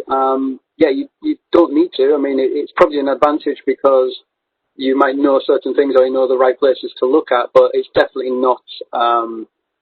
It's not the end. You don't necessarily need it. I would suggest that you contact the team and look maybe to do some experience working there, because it might not necessarily be what you think it is either. That's why I tried to do in my presentation a kind of flavour of what actually it means to do this kind of research. You do jump around a lot, so I would suggest contacting somebody in the research department if you're currently working at BT, and we can take you through what we do in the lab and just see if you enjoy it. Thanks a lot. So I'm going to go back into the technical domain here a little bit. We've had a question from, once again, I hope I get this right, Akil Gokna. Says, we're seeing a lot of developments on SDN, and I'm assuming you mean software-defined networks. Is there anything like software-defined optical networking being developed? So, Alistair, I'll turn to you on that one for a starter. Okay. One of the things that's interesting about software is really about reconfigurability of networks. And in terms of the optics kind of we're developing, we're kind of thinking the same thing, that actually what gives you the flexibility is having lots of wavelengths you can turn on and off at different times if you need to. So there's an element of that, I think, that's starting to happen. Back in the day, as Andrew said, everything was kind of nailed up in terms of the optics, in terms of making it all work together. But we are seeing a kind of a change in the network now where there's a bit more flexibility, again, particularly at the edge. Back in the core, you need to provision for the bandwidth you need there, but at the edge, it's a bit more dynamic. So you do need some element of kind of software-defined element to it. It's kind of undefined at the moment. What that is, to me, it's an interesting area of research, actually, as to how you do that. And the technologies that you need to do that are slowly appearing. So again, there's elements there that kind of tackle that field as well. Okay, because I know there's a supplementary to that. The question is in the context of tunable lasers. Sure, just a comment on tunability. I've certainly worked on tunable lasers over many years, and the problem with tunable lasers has been in the past is the cost. So the technology the technology's been developed over many years, but generally the manufacturing cost kind of outweighs the actual advantage of the tunability per se.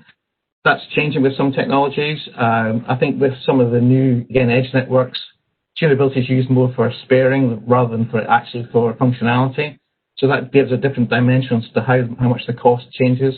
Again, as Andrew said, the key important thing is to get the balance of the performance of the technology and its cost of production. And you have to have both, make that thing work, and tunability. Okay, great. Ardel, do you have a view on that one?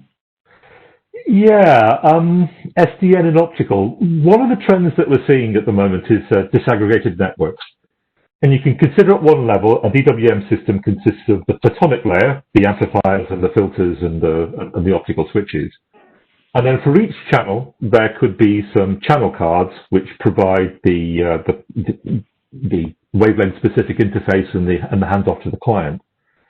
And at the moment, there's a trend towards disaggregation, because in the past, all of the photonic layer and the channel cards have been deployed as a single vendor solution from one supplier under one management platform. As we go forward, there's a potential for the transponder cards to be supplied separately to the photonic layer. I think when that happens, certainly for the core, particularly now that you can provision a channel through a coherent network, with a specific baud rate, a specific modulation depth, to achieve a certain distance through the photonic layer.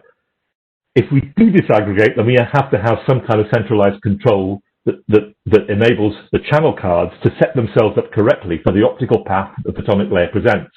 And I think SDN could be an enabler to make that happen, but not there yet. But certainly that's a possible area of its implementation. Okay, and I guess, Neil, I know BT's doing a lot of work in that whole software-defined networking space. Yeah, so, is that bleeding over into your work? Yes, within our team, Paul Wright has got a paper at OFC which is using software-defined networks to decide on a path through that network depending on latency. So it's not necessarily using tunable lasers, but we're definitely, looking at all aspects of what parameters of the physical layer that is worth moving up to that software-defined layer. All depends on what you're trying to do with that network. Sometimes it just wants to be left alone. Other times you might want that flexibility, and it's trying to understand that, because you don't want to be engineering a lot of cost for something that you don't really use. So, 90% of all networks just sit there, sat running all the time, and you don't want to put any more extra complexity into them that makes them more unreliable. So we are looking into that area, but it's all about what advantage you get from it. Okay, great. I've got, just in the time remaining, I've got one more question, but it kind of comes in two parts. And Andrew, I'll start with you on this one. So Jonathan Michener asked a question. It sounds like we're sweating fiber now for more capacity, like we previously sweated the copper physical infrastructure and such. When would you agree with that? And then if that's the case, is that maybe slowing down the work that's going on maybe new fiber approaches, hollow fiber being one aspect of that? For network, we're certainly sweating the fiber. I believe BT has a couple of routes where it's full and they're having to double up on fibers already. So core network, yes, we're sweating the fibers. In the access network, we're just going through deploying the first fiber to every house. So we're nowhere near sweating in the access network, and we are deploying the right fibers there. What are we doing about it? Well, the fact that we're sweating the fibers is driving the technologies. So we're seeing lots and lots of developments in the technologies that we're bringing in, trying to cost reduce to actually do that sweating. And that's driving decision-making on what new types of fibers we might propose if you do have the opportunity to pull a new fiber in. For the core network, you would worry about loss and spectral coverage.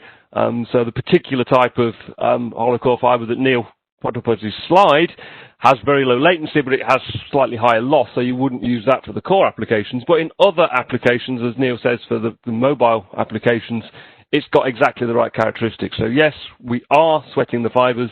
That effort is then being used to design the new fibers, and when the opportunity comes along to deploy new fibers, we'll probably drive which fibers we deploy. Okay, Andrew, that kind of brings me to an adjacent question about work that's being done on the longevity and sustainability of the fibers, the durability. I mean, how long are these things going to last, and are we going to have to replace them in the next 10, 15, 20 years, or will they run beyond that? Yeah, so that depends on how well the fibers are made, and they make fibers pretty well these days. So some of the fibers that I used were sort of deployed. I used some fibers running from Martlesham into Ipswich, which I believe were deployed in the late 80s, and I was using those 30, 40 years later. They're still running now. The characteristics that I saw reported in a paper from Andrew Lord were almost identical to the characteristics that I had when I was using them. So these fibers, there are some aging mechanisms, but if the cable is well manufactured, those aging mechanisms are not catastrophic. There's a power limit, but we have trouble with that nonlinear mixing, where you generate new frequencies well before you hit the damage threshold in terms of power for the fibers. So I don't see a huge reliability problem with optical fibers, except for the one that Neil did actually mention, which is where there are non-spliced joints. If you actually have a mechanical joint, you have a failure point there, but that's then at a specific point in an exchange or a customer premises, and you can fix it just by sending an engineer out. Okay, great. Yeah, Neil, do you have a view on that one? I think I probably tested fairly recently some of the fibers that Andrew spoke of. So from the lab here, one of the first, what they didn't even call them single mode, they called them mono mode fibers. I think it was installed in 1983 or 84, so it's one of the first fibers produced. And I OTDR'd it, so that's where we send a pulse of light down the fiber to see what its losses and what its characteristics are. And then I compared to the measurements done in 1983 and found that there was actually no degradation of that fiber at all. And I think that's the key thing about something you're putting into the ground, is it's going to be there for the foreseeable future. So anything we do in the future, we'll have to go through the rigorous testing, and there's a whole set of standards that we test things against, such as like damp bias heat. So this is putting those components in the fiber into an environment which accelerates the aging and proving that it's going to be okay when it's then installed out in the field for the next 50, 60, 100 years. Okay, great. Ardel, do you have a view on that one, and then I'll give the last word to Alistair on this one. So, Ardel? Yeah, thanks. There's sort of two perspectives I have. Certainly from a single mode perspective, when Coherent was introduced, we basically found that we could run very high-speed transmission systems over single-mode fibers that didn't have such great performance. Back in the days when we were deploying 10 gig DWM, we were limited by dispersion, in particular PMD, polarization mode dispersion, and that limited how far you could go. If you had a fiber that didn't have a particularly good PMD spec, you could deploy Coherent over it, and it really wouldn't matter. So, in a way, we can deploy high-speed systems over fibers that aren't that well specified, and it will work really well. So, the technology has enabled us to do more with less, if you like. In terms of aging mechanisms, the first project I worked on back in the 80s was something called hydrogen effect, and we found with some multi-mode cables that we'd installed that there were loss changes at 1300, which just weren't there at 850. And after an awful lot of work, we figured out that it was down to some of the doping materials used in the fibers, which was creating susceptibility. And over time, they've just been eradicated out. They've been taken out of the recipe, and what we've got now is a really highly reliable technology. The only places where you need to worry about hydrogen these days are in submarine cables, and that's managed by good cable design, creating hydrogen barriers and scavenging gels. So these things are overcome, and the design of the optical cable network is well, it has to last an awful long time, and I think we've achieved that. Okay, great. Alistair? So we've heard, obviously, fibre is a pretty robust technology, and I think glass fibre will be here for many, many decades. And just to address the question about making fibre sweat, I think it's important to recognise in a lot of deployed situations, the fibre's actually basically carrying hardly any data at all. It's used in a very sort of sparing number of channels carried on the fibre, with the assumption that you can't use any of the rest of the spectrum on the fibre. So again, that's why we've been developing sort of new wavelengths of technology that allow you to reuse existing fibre for higher capacities, because a lot of the fibre out there is barely being used at all. So again, using that to its maximum is really important. There's some ways to do it are different, but actually the important thing is to use the fibre effectively rather than sparingly. So I think that that's the next big breakthrough in using optical fibre technology, is getting away from the erbium windows, so that we don't have to use amplifiers and do things that are a bit different from how we've done in the past.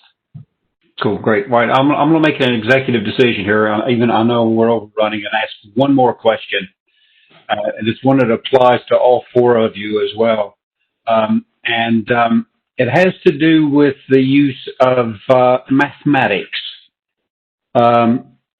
So how much of a mathematician would you consider yourselves? And how much work with mathematicians do you actually have or use to drive your research and investigations in the area? So what I'll do with this one, Ardel, I'll go to you first. Well, I kind of sit on the boundary between the commercial world and the technical world. So I've got a leg at each camp. When those two worlds are close together, that's comfortable, and when they move far apart, it's uncomfortable. But when I use maths. It's often in figuring out a business case or a techno-economic analysis to deploy one technology versus another. So I don't get into deep physics quite so much these days, but my maths is more about construction of business cases and trying to understand where the economics of one technology plays against another. Great. Alistair? Yeah, I think maths is really important. I mean, some of my background was in theoretical physics, for example. So when I first worked, I'd worked on quantum optics at BT, doing a lot of maths, a lot of modelling.